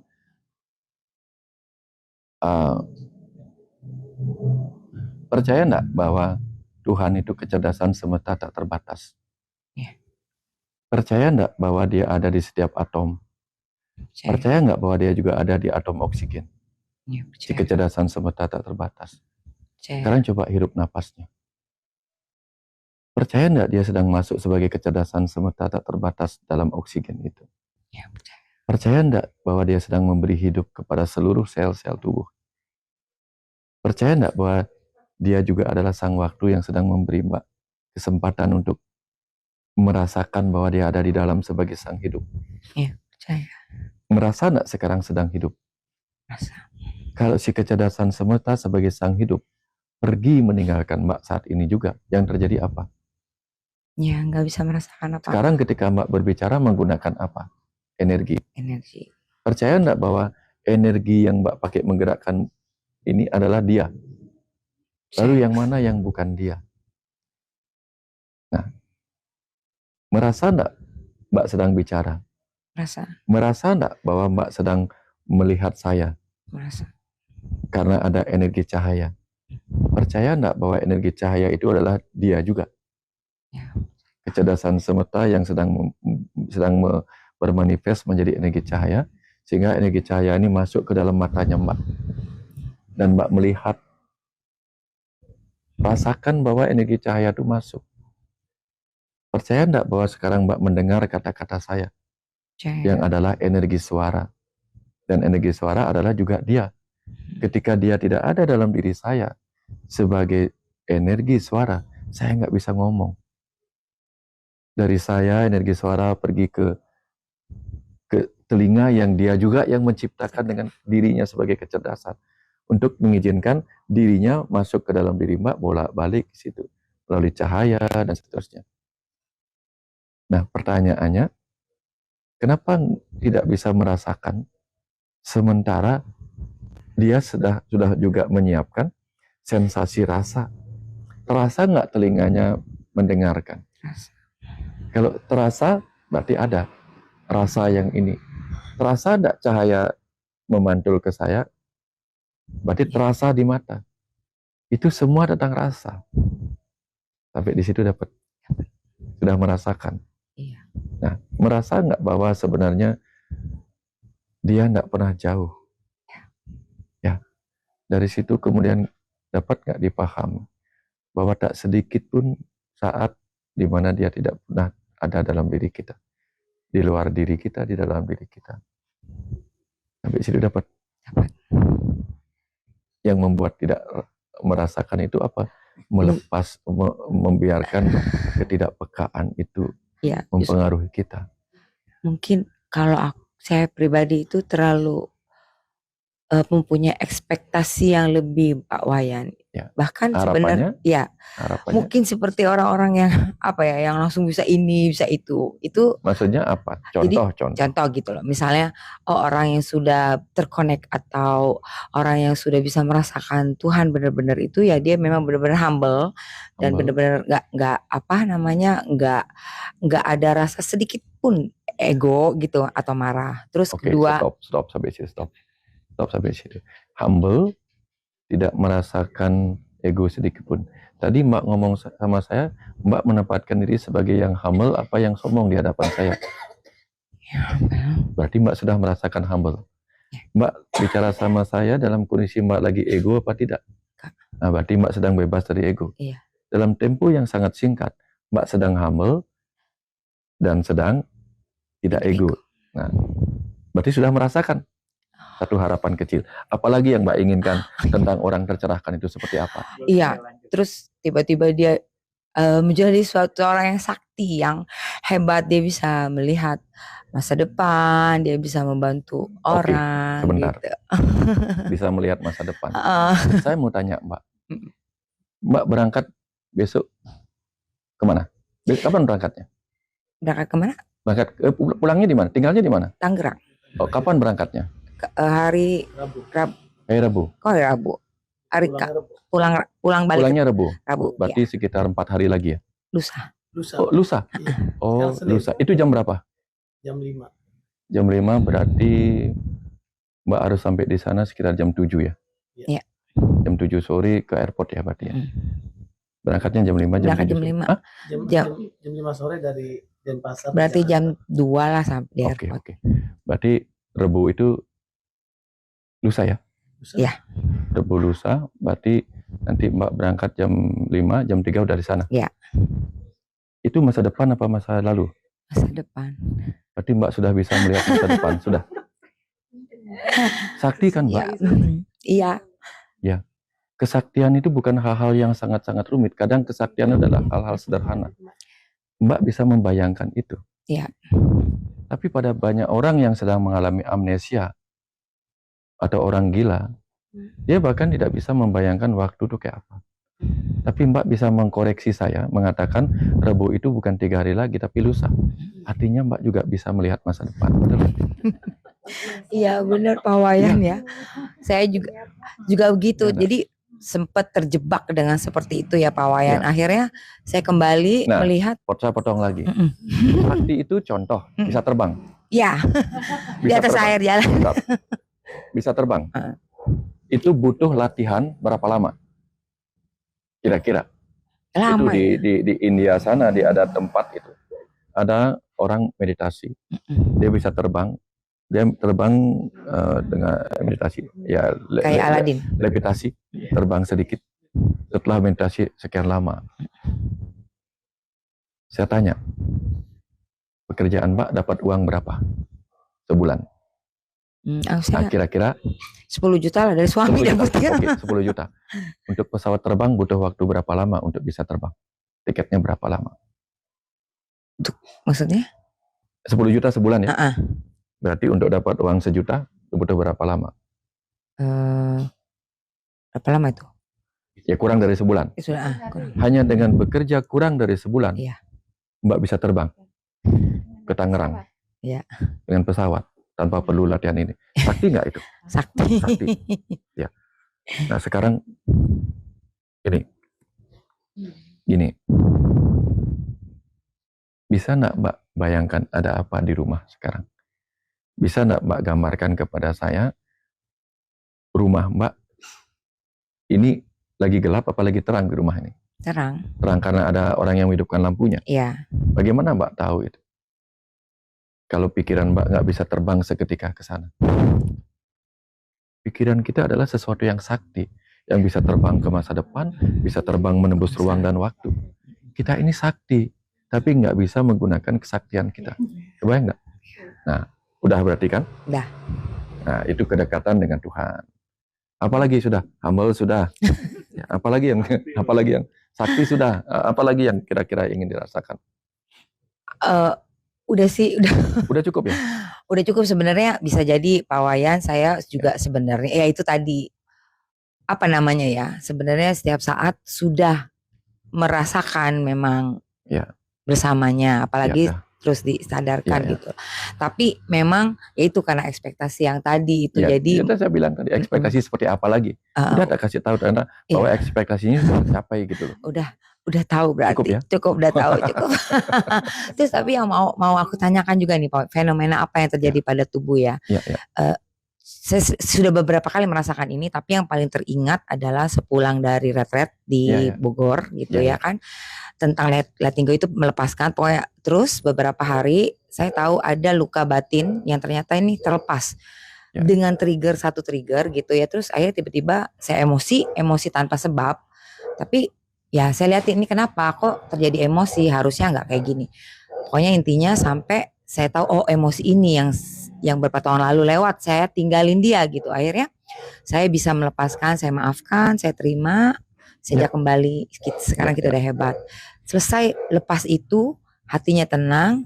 Terus yang terjadi fenomena di tubuh saya ini, pas saya lagi di kamar mandi gitu, yang tiba-tiba yang kayak gimana ya, enak, kayak pokoknya kayak udah gak bisa ngapa-ngapain, kayak bahagia, kayak ya dibilang bahagia ya pokoknya rasa yang gak pernah bisa dirasakan, gak terjelaskan gitu. Jadi waktu itu pada mau mandi gitu ya, duduk aja di kloset kayak gak mau ngapa-ngapain, terus rasanya pengen seperti itu Pak Wayan. Terus mungkin ya saya tahu orang yang pakai narkoba, dia mencari itu gitu.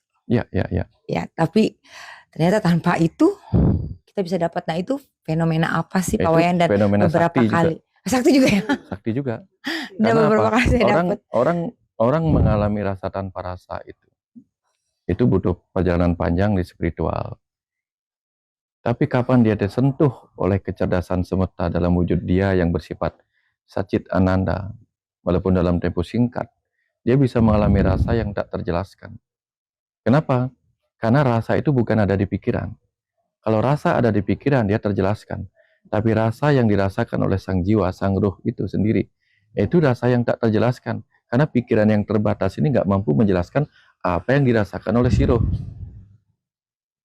Kebayang maksudnya? Ya. Berarti sudah merasakan apa yang dirasakan si percikan Tuhan itu. Nah, lalu mencari apa lagi coba? Jadi berpikir kalau ya memang itu harus pulang bolak-balik ya Pak Wayan. Kalau tiap gini, saya berpikir kalau tiap hari kita rasakan itu kan jadi nggak bisa ngapa-ngapain. Nah itu melekat lagi. Jadi melekat lagi dengan rasa itu kan ya. Itu seperti orang adiksi. Ya. Nggak boleh. Nggak boleh juga. Kesadaran Tuhan pun nggak boleh melekat. Ya. Karena ada saatnya kita harus bermain di kehidupan ini. Sebagai roh individual, sebagai kecerdasan, sebagai pikiran. Jadi ini kita sedang memainkan peran-peran ini. Ya, jangan hanya pada kesadaran tubuh. Sudah terjawab. Hidup ini kan siklus. Kadang di atas, di bawah, kadang di kesadaran tubuh, ego, pikiran, dan itu berputar. Itulah yang membuat hidup.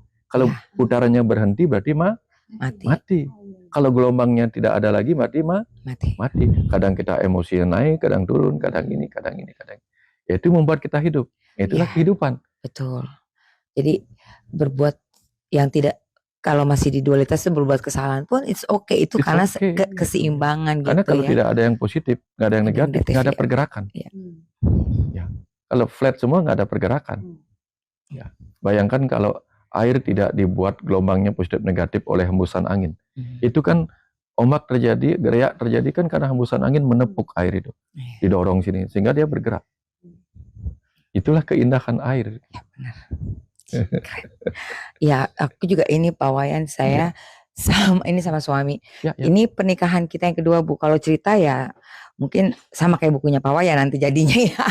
Jadi kita punya hidup yang unik Pak Wayan berdua ini. Saya datang. Ini maksudnya lagi pernikahan pikiran. Nah itu dia. Kita 14 tahun baru nikah pikiran Bu, bayangin. Saya tahu sedang memasuki pernikahan kedua. Kenapa? Karena pikirannya menemukan baju mana yang cocok sama. Ini bajunya lagi sama nih. Kayak gitu ya. Mungkin Bapak mau sharing. Ya. Gini Pak Wayan, saya nih baru ikut pembicara Pak Wayan ini melalui istri saya. Jadi saya tuh Saya orang yang baru tidak, kapan ini? Baru Sentul kemarin? Enggak, Sentul mas sekarang. Tapi sebelumnya ikut di? Saya cuma lihat-lihat di YouTube. Oh, sudah lihat di itu YouTube cuma sebelumnya. sepintas doang. Oh. Saya ini orang yang nggak bisa duduk lama terus dengerin orang bicara. Saya paling nggak bisa. Jenuh gitu. Jenuh ya. Karena di kantornya meeting saya paling nggak bisa. Saya emang orang lapangan Pak. Oke. Ya. Jadi kerja lapangan saya nggak bisa tuh dengerin orang meeting duduk. Wah udah saya udah gelisah. Tapi yang di Sentul dengan yang di sini saya nyaman. Oke. Saya nyaman karena gini, kehidupan saya tuh yang Pak Wayan bilang di sana berawal dari mimpi itu benar Pak. Ya. Jadi gini, ada beberapa keajaiban ya. Yang pertama, saya cerita dari istri saya yang pertama dulu ya. Karena saya berkat ini saya bisa ketemu Pak Wayan bisa sekarang. Ya. Jadi saya tuh awal saya menikah dengan istri saya tuh tidak setuju sama orang tuanya. Okay. Nah tapi di situ saya berkhayal seolah-olah tuh saya menikah begini itu tiap hari saya dan itu nyata. Yeah. Akhirnya kita dinikahkan setuju. Nah begitu nikah saya cuma sebagai kurir Pak tahun 89 ya. Ini saya cerita pengalaman aja. Okay. 89 saya kurir, saya kerja biasa aja. Nah setiap malam setiap sore hari Sabtu saya ingat saya naik ke genteng atas Pak. Saya genteng, itu saya gambar rumah saya melalui pikiran saya. Saya gambar nih nanti saya nih kalau punya duit saya bangun ini sini, saya bangun ini sini, saya bangun ini sini. Terus saya gambar.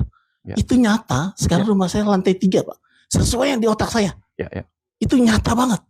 Nah terus saya merinding. Terus yang kedua, waktu itu saya pergi haji ya. Jadi saya diundang ke salah satu namanya Walimatus Safar ya, karena orang mau pergi haji kan mesti ada selamatan gitu Pak ya. Saya duduk di situ Pak. Saya berkhayal. Oh nanti saya pergi haji, saya akan begini. Itu benar-benar saya tuh pikiran saya masuk ke dalam alam itu, ke dalam khayalan itu benar-benar wujud. Setahun kemudian apa yang saya omongin kenyataan banget. Pas banget. Begini. Itu dahsyat banget Pak. Terus yang ketiga yang terakhir nih, saya bilang sama istri saya, jadi kalau saya lewat di tol ada mobil Mercy Pak. Saya bilang nanti saya beli mobil itu tuh. Padahal duit saya nggak ada Pak. Nah setiap kali di tol saya bilang, nih nanti sih. Nah begitu saya bilang, saya ada pakai mobil Mercy itu, saya tuh ada di dalam.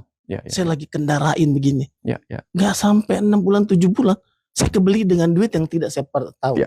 Jadi itu benar-benar nyata banget. Berarti apa yang saya bagikan tentang daya ajaib metafisik itu hanya mengkonfirmasi, hanya menjelaskan apa yang sudah dialami. Itu berarti gini. Kenapa tidak testimoni aja? Nah itu dia. Tadi saya mau ngomong di sana, cuman aduh gimana ya gitu. Nanti next berikutnya baru. Tapi sekarang sudah testimoni. Oh sudah testimoni. Oh iya lah. Dan tapi itu benar-benar nyata. Begitu Bapak ngomong begitu saya diam. Loh selama ini yang saya lakukan itu rupanya ya. Itu benar-benar Pak. Tapi emang benar-benar jadi gini, kalau kita melakukan seperti itu, kita berkhayal di saat itu, kita jangan pikirkan lagi bagaimana caranya. Lepas sudah. Lepas aja udah, jangan pikirkan. Nanti duitnya gimana? Jadi kita stres jadi begitu. Oh. And then let nature do the rest. Nah itu tadi melepas tadi. Itu dia tuh. Jadi saya pikir udah begitu, tapi itu hayalan itu terus-terusan Pak. Jadi setiap ada kesempatan yang waktu di rumah tuh saya naik ke genteng, saya duduk kayak saya liatin gitu. Nyata tuh benar-benar Pak. Nyata banget. Benar-benar nyata. Makanya saya baru tahu oh ini ada ilmu gitu. Yang dari dulu saya sudah jalankan begitu. Oh begini gini gitu. Dan untuk yang pelepasan kemelekatan tuh saya udah sering coba gitu loh. Saya udah sering misalkan gini. Saya nih harus bayar uang gitu ya. Jadi harus bayar uang dalam jumlah besar misalnya gitu. Saya bilang sama istri saya, udah bulan depan kita dapat bismillah, saya bilang gitu. Saya nggak tahu tuh duit dari mana. Nah, begitu tuh dapat duit, itu saya nggak ada istilah, aduh sayang nih ya kalau nggak dipakai. Enggak. Ya kan saya langsung kasih udah. Karena saya pikir ini udah Tuhan sediakan ke saya, loh saya mau tahan lagi. Ya kan, jangan saya kasih, saya seperti gitu tuh Pak. Jadi ada sesuatu yang saya niatin, begitu dapat saya udah nggak tengok lagi tuh, langsung buang deh gitu loh Pak. Gitu aja saya cuman supaya berguna ya. Itu dia tuh. Jadi ini luar biasa banget bagi saya tuh benar-benar kena banget gitu loh. Kemelekatan ke apa dulu saya sering mengkhawatirkan masa depan anak-anak ya. Begini tapi sekarang ya sudahlah. Anaknya berapa? Anak saya 5, Pak. Cucu saya 7. Cucu saya 7. Wah. Udah cucu, saya punya cucu 7. Cucu saya 7, Pak. Gitu. Jadi alhamdulillah. Tapi usia? Usia saya 54. Oh. 54. Cucu saya 7 gitu. Jadi kalau kita jalan, saya sih lebih muda, baru umur 40. Itu 14 tahun lalu. Jadi ya banyak manfaatnya juga saya ikut namanya. Jadi gara-gara ilmunya sefrekuensi, itu yang bikin kuat duduk. Itu dia. Itu dia. Jadi saya melihat, oh ternyata ada, maksudnya gini, yang saya lakukan itu, ini toh. Jadi saya, ini dia, ini dia, oh seperti ini gitu loh. Jadi emang benar. Beberapa orang itu mengatakan kalau dengerin saya bicara tuh nggak kuat duduk. Dia pingin tidur. Karena Tapi emang itu luar biasa banget ya Pak ya. Kalau kita pikiran kita ada di khayalan itu benar-benar pas, itu luar biasa banget. Kadang-kadang saya berhayal gitu sampai ketawa-tawa, sampai senyum gitu loh. Senyum gitu, saya ketawa. Padahal saya nggak ngapa-ngapain, nanti saya ada pas ada di situ, jadi saya senyum, entah segini, entah gini. Nah itu tadi yang saya cerita bahwa semua orang tuh sakti sebenarnya. Hanya perlu cara mengolah kesaktian itu. Benar. Inilah yang menghidupkan kemampuan dari otak kita untuk memvisualisasikan, mengafirmasikan itu betul. Udah ada aja metafisik tadi. Iya benar, itu sih luar biasa banget Pak. Citanya sih coba-coba mau gitu. Ini bisa inspiratif nih bagi penonton ini di rumah. Ya. Mulai besok saya mau naik ke atas genteng juga. Oh. Tapi pastikan dulu gentengnya aman Pak. Ya. Saya mau lanjut gini. Ya. Kesaktian yang saya cari Pak Wayan adalah penguasaan diri. Penguatan diri ya. Penguasaan diri. Ya. Penguasaan dari amarah. Oke. Ya. Kemarin saya ketemu dengan guru, bahkan ujiannya mengerikan. Mengerikannya dia diminta mandikan muridnya ya perempuan yang cantik, telanjang. Saya bilang sama guru itu, saya nggak sanggup. Tapi guru itu ujiannya. Oh, saya kira usianya, saya dengarnya usianya. Ujiannya mengerikan. Ujiannya seperti itu. Saya bilang saya nggak sanggup. Iya. Saya mau seperti guru, tapi saya nggak mau diuji seperti itu. Oke. Jadi kan pengendalian dirinya udah luar biasa sekali. Umur gurunya berapa? Udah tua. Oh ya udah, kalau umur udah tua udah nggak usah latihan ujian. Tapi dia bilang ini begini Pak. Bener itu begitu. Saya percaya sama omongan dia. Dia bilang saya bilang cuma usap punggungnya doang guru. Tidak, katanya depannya juga. Saya bilang buset ya. Nah, dulu saya lewat ujian-ujian gitu juga pernah. Waktu itu saya masih muda. Ujiannya ada di depan saya ketika saya ada di bagian departemen kandungan. Sudah nggak terpengaruh lagi. Nah, yang kayak begini bagaimana caranya Pak Wayan? Tadi pagi saya mimpi. Mimpinya tentang emosi saya. Ya cerita tentang emosi yang kurang bisa terkendali. Hanya karena anak kecil itu sobek-sobek buku. Ya. Intinya seperti itu. Intinya kok kamu masih marah? Hanya karena buku itu gitu. Nah, inilah kesaktian yang sebenarnya saya cari. Bisa mengendalikan nafsu terhadap perempuan itu. Bisa mengendalikan amarah saya. Bisa mengendalikan keinginan makan berlebihan. Tidur. Kan kadang kita dibangunnya cuma sebelum tidur lagi. Nah ini saya kan kalau terlalu melekat dengan badan kan seperti itu Pak. Nah inilah kesaktian yang saya cari sebenarnya. Bagaimana menurut Pak? Bapak serius kalau ingin minta kesaktian itu? Artinya ingin belajar menguasai itu? Serius. Oke. Karena ketika saya ingin bisa mengapung di lautan. Misalnya begitu. Maka kita harus berada di lautan. saya ingin tidak lagi marah oleh tindakan ini, maka kita harus berhadapan dengan tindakan itu. Hanya dengan itu latihannya. Saya ingin kebal dengan api, tapi saya nggak ingin berhadapan dengan api. Gimana caranya coba?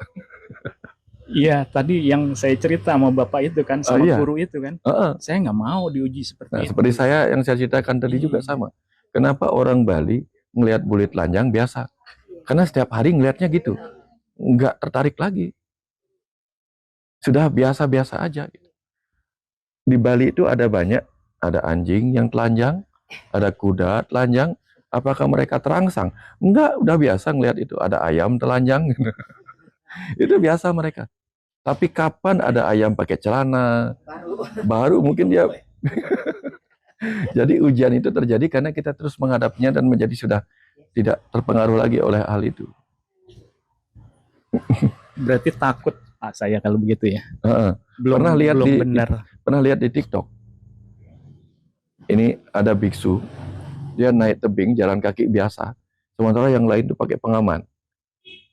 Dia udah biasa si biksu menghadapi itu.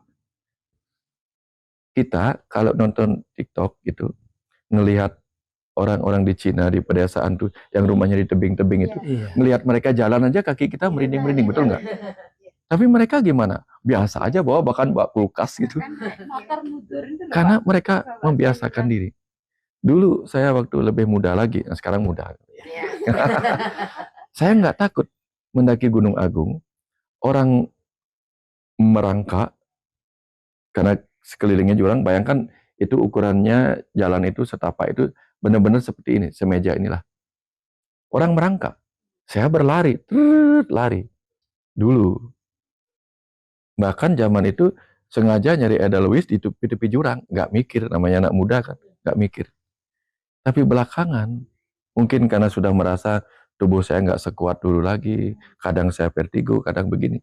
Nah, naik ke atap rumah itu yang ada topinya itu. Itu untuk memperbaiki mesin itu saya gemetaran gini. Tapi apa yang kemudian saya lakukan? Saya ingin mengalami kembali keberanian saya seperti dulu. Maka suatu hari, suatu malam pas bulan purnama, saya naik ke tangga itu, lalu saya duduk, saya menghadapi ketakutan saya sendiri. Karena untuk kembali pada keberanian yang dulu, saya harus menghadapi ketakutan yang sekarang dengan keberanian yang dulu. Maka saya duduk di pinggiran itu. Persis bayangkan ini, saya duduk seperti ini di pinggiran itu, duduk. Itu lantai 2, lantai ini di bawah ini, beranda di atas. Saya duduk, saya ngadapin itu. Saya biasakan mata saya kembali menghadapi ketinggian itu. Setelah lama-lama, ya lumayan.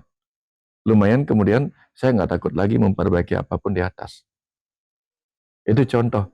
Untuk melewati ujian, rasa takut itu harus dihadapi. Nggak bisa. Kalau saya hanya membayangkan, oke, kita coba visualisasi dulu, boleh. Tapi visualisasi itu nggak sehebat ketika kita berhadapan langsung. Contoh ini misalnya. Bayangkan saya lagi berdiri di sini, itu jurangnya sedalam 1000 kilo. Kalau hanya membayangkan aja nggak ngefek ya. Tapi kalau asli beneran, jangankan 1000 kilo. 100 meter aja kita udah gemeteran. Makanya menghadapi rasa takut dengan langsung itu jauh lebih efektif. Karena mata kita akan mulai beradaptasi dengan ketinggian itu. Melihatnya biasa-biasa saja. Makanya pekerja-pekerja di Cina itu baik-baik saja. Dulu saya waktu masih kedokteran itu, kita latihan ini. Mau jadi tim badan medis untuk nolongin orang yang mengalami kondisi kecelakaan atau apa di tempat-tempat yang sulit dijangkau dokter. Jadi kita belajar nyeberangi jurang dengan tali.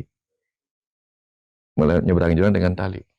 Nah, saya bantuin para brimob dengan ini. Mereka diikat tali pengaman, lalu menyeberangi jembatan dengan karung goni sebagai alasnya supaya tidak lecet. Dia nyebrang pelan-pelan tarik gini. Ada tali pengaman kan gitu. Nah, saya lihat brimobnya. Kok nggak pakai tali ya. Gitu. Nah, terakhir saya bayangkan diri saya bisa seperti brimob itu. Sehingga saya tolongin orang. Ayo gini saya motivasi orang. Nah, karena saya memotivasi orang, akhirnya saya diuji sama brimobnya. ini orang pasti lebih jago nih karena memotivasi orang lain gitu. Padahal saya juga belum pernah. Tapi karena merasa diri saya sudah memotivasi, dari membayangkan diri saya seperti si Brimob, lalu memotivasi orang, saya bayangkan diri saya sudah bisa. Begitu saya naik, saya bilang sama Brimob, nggak usah pakai tali pengaman. Saya nggak pakai tali pengaman. Lalu saya lepas, meluncur tanpa tali pengaman.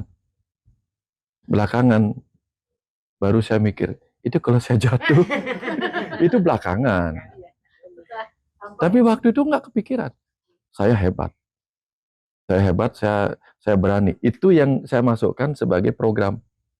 Setelah saya lumayan menua gitu. Mulai rasa takut masuk sebagai program. Tiba-tiba yang dulu saya nggak apa-apa, saya pikirkan, seandainya dulu kayak begini apa yang terjadi? Ini bahayanya program yang salah. Nah, jadi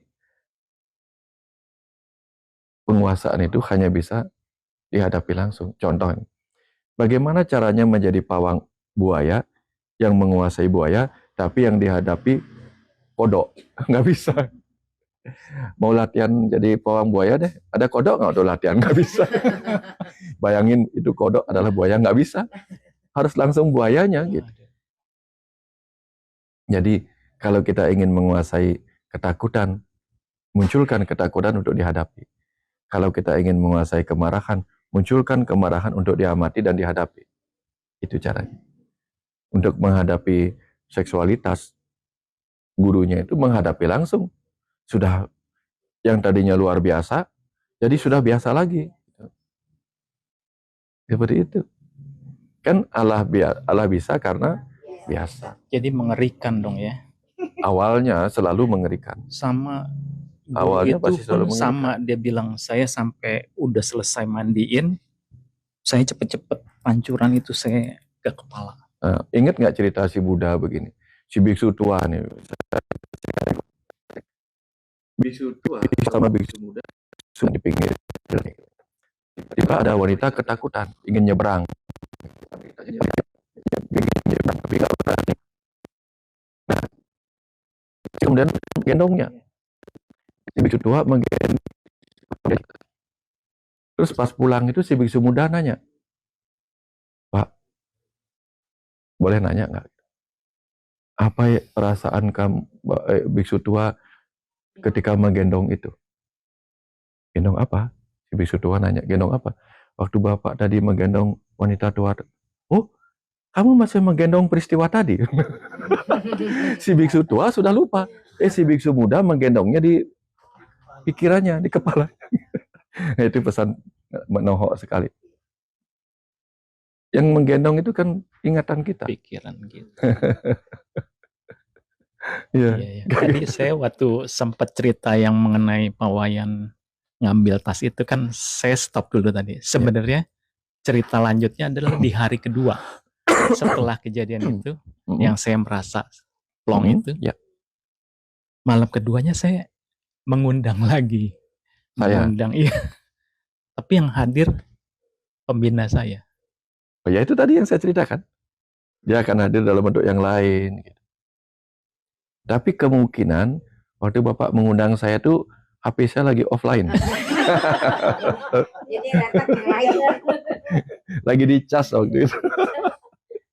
Iya. Terus gimana? Iya, itu aja sih. Oh ya. Ya kan benar yang saya bilang tadi. Si roh itu mengambil wujud yang lain. Untuk urusan ini dia akan mengambil figur otoritas lain yang Bapak percaya. Ya, bukan karena saya yang hadir, enggak. Justru saya kan maunya ke Pak Wayan. Waktu itu.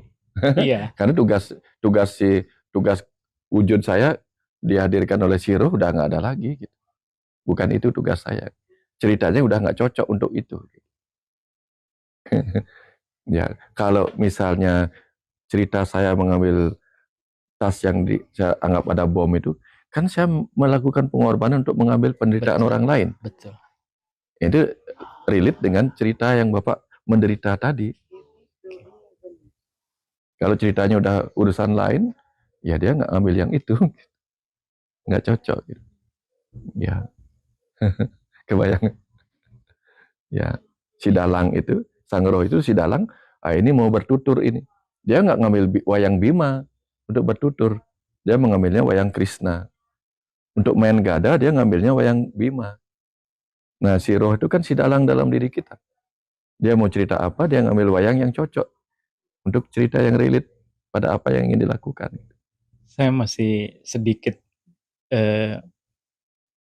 agak bingung. Rohnya itu berarti terkonek atau bagaimana Pak Wayan? Terkonek dengan? Rohnya Pak Wayan. Nah, kan tadi saya bilang bukan terkonek lagi. Roh itu kan tunggal. Dia hanya terpecah-pecah. Dia enggak? Nah ini Bapak bayangin, listrik yang saya pakai ini dengan listrik yang saya pakai di AC, di lampu yang lain, itu berbeda nggak? Tidak. Nggak berbeda. Di sini dia menyalakan, di situ dia menyalakan. Ya kan sama-sama listrik yang sama. Cuman di sini bentuknya cahaya ini. Di sini bentuknya sebagai charger. Di lampu yang satunya lagi mungkin sebagai cahaya berwarna kuning. Atau mungkin di TV saya menjadi cahaya televisi dengan suaranya. Listriknya sama. Nah, si roh itu sama. Cuman di sini dia menjadi saya, di tempat Bapak menjadi Pak Cahya. Kan sama.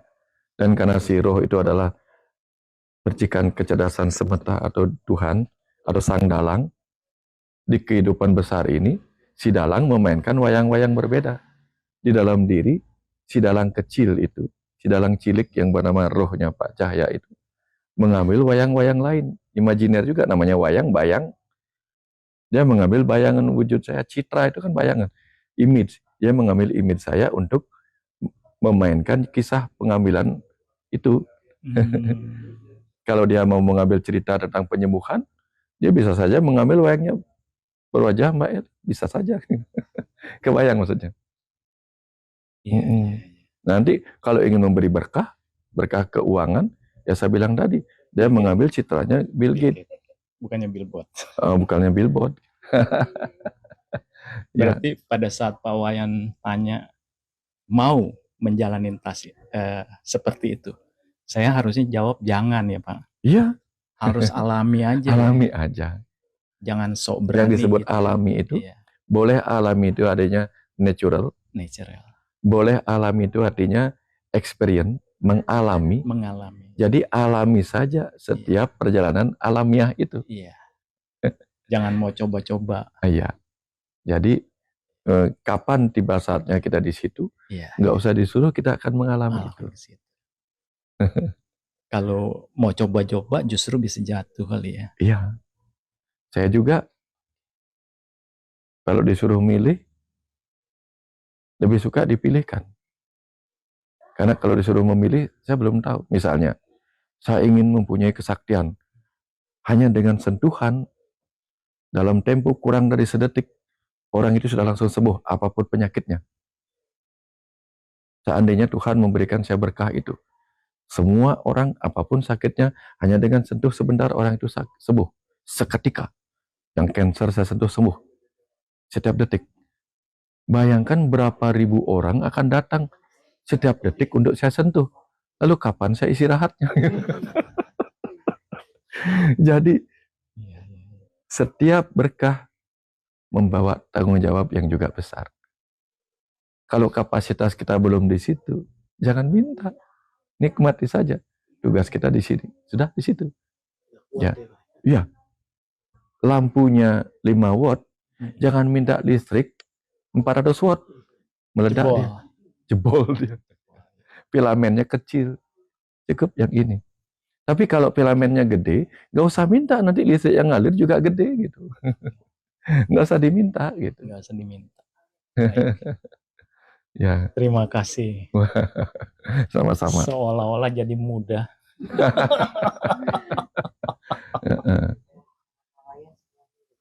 Ada mau pertanyaan lagi? Ada tanya lagi. Cukup ya? Cukup. Oh, ya. Bukan hanya sekarang ya, bahkan dari semalam kemarin ya. Kemarin pagi. Tapi terima kasih banyak ya datang hari ini ke Rumah Semesta. Untuk kita lanjutkan obrolan kemarin itu, terima kasih banyak. Mudah-mudahan yang disampaikan kemarin itu ada manfaat, ada bekal gitu ya. Tapi jangan berhenti bertanya. Karena apapun yang kita alami di kehidupan ini menyimpan pengetahuan yang harus ditanyakan. Unexamined life is unworthy life.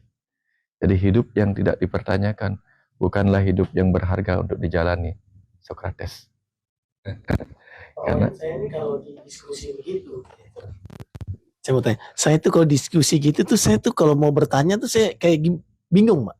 Jadi mau saya tuh apa? udah besokannya baru ini sama gini. Ya, maksudnya boleh gak Pak kalau misalnya saya ke Bali, saya datang kemari buat apa diskusi gitu. Boleh, Pak, boleh. Gitu Ini kan lagi juga karena, diskusi. Iya, karena kalau nggak boleh sekarang kan nggak boleh. Karena tadi saya bilang aja besok kita ke rumah Pak Wayan, jadi ada beberapa hal yang saya mau tanya. Karena saya memang kalau ada sesuatu begitu, saya nggak bisa langsung begitu Pak. Jadi saya ya dulu kan mencerna dulu. Iya, cerna dulu saya gini. Gini. Nanti baru saya mau tanya ini. Mau begini gini gitu loh. Ya, nggak apa-apa. Ya, tinggal koordinasi waktu aja. Iya, koordinasi waktu gitu. Saya sih selalu di rumah kecuali nggak ada gitu. Nah, tadi siapa yang sudah kesini duluan? Oh, sudah kesini ya. Oh, jadi Bapak juga sini jam 3? Saya jam 4. Jam 4 ya. Jam 3, tapi ya nggak apa-apa. Ya udah nggak apa-apa kan kita jadi tahu rumah Pak Wayan. Oh iya. Jadi kan nggak nyari-nyari. Oh iya. Gue lagi mikir ya udah pas ini udah nggak apa udah. Jadi kita tahu. Jalan-jalan kita ke pantai. Ya. Oke, dapat semua ya berarti. Dapat semua. Ya, nanti tinggal koordinasi aja. Kalau misalnya pas ke Bali, pas kebetulan ada acara di sini, datang aja ke sini. Oh, acara apa sering di sini, Pak? Ya kita kan sering mengadakan acara di sini. Oh. Tema-tema tertentu. Cuman informasinya sering saya share-nya kalau enggak di Facebook, mungkin di IG, atau di grup-grup WA. Iya. Oh. Ya. Ya. Ya. Nanti mungkin apa yang kan saya tiap hari dulu tiap hari. Sekarang tuh kadang-kadang ya pas lagi nyapu dapat pencerahan. Nanti itu saya tulis, nanti saya share di grup-grup. Itu biasanya. Kalau lagi ada pesan semesta hari ini pas nyapu atau gimana. Semua grup saya share biasanya. Grup pembelajar, enggak semua grup. Saya punya banyak grup. Kalau bukan grup pembelajar, nah itu salah kalau saya bagikan. Ya, enggak boleh menyalakan lampu pada orang yang lagi memilih tidur. Iya, benar. Kapan dia terbangun dan butuh cahaya baru hidupkan. Nah kan banyak kita ya yang kemarin ya ini nah, itu bisa itu kan grup saya tidur saya nggak tahu saya tidur jam berapa karena begitu saya tidur saya lupa lihat jam. Enggak. Saya prepare tidurnya itu kadang-kadang jam 12. Sebelumnya pasti kan besok dibubarkan toh Pak. Hah? Enggak dibubarin. Enggak dibubarin. Iya. Enggak dibubarin. Ini kan udah di luar. Jadi saya mau pulangnya belakangan juga. Oh gitu. Oke, enggak apa-apa. Ya enggak apa-apa. Berarti nanti kita take khusus. Ya. Oke. Ya, oke.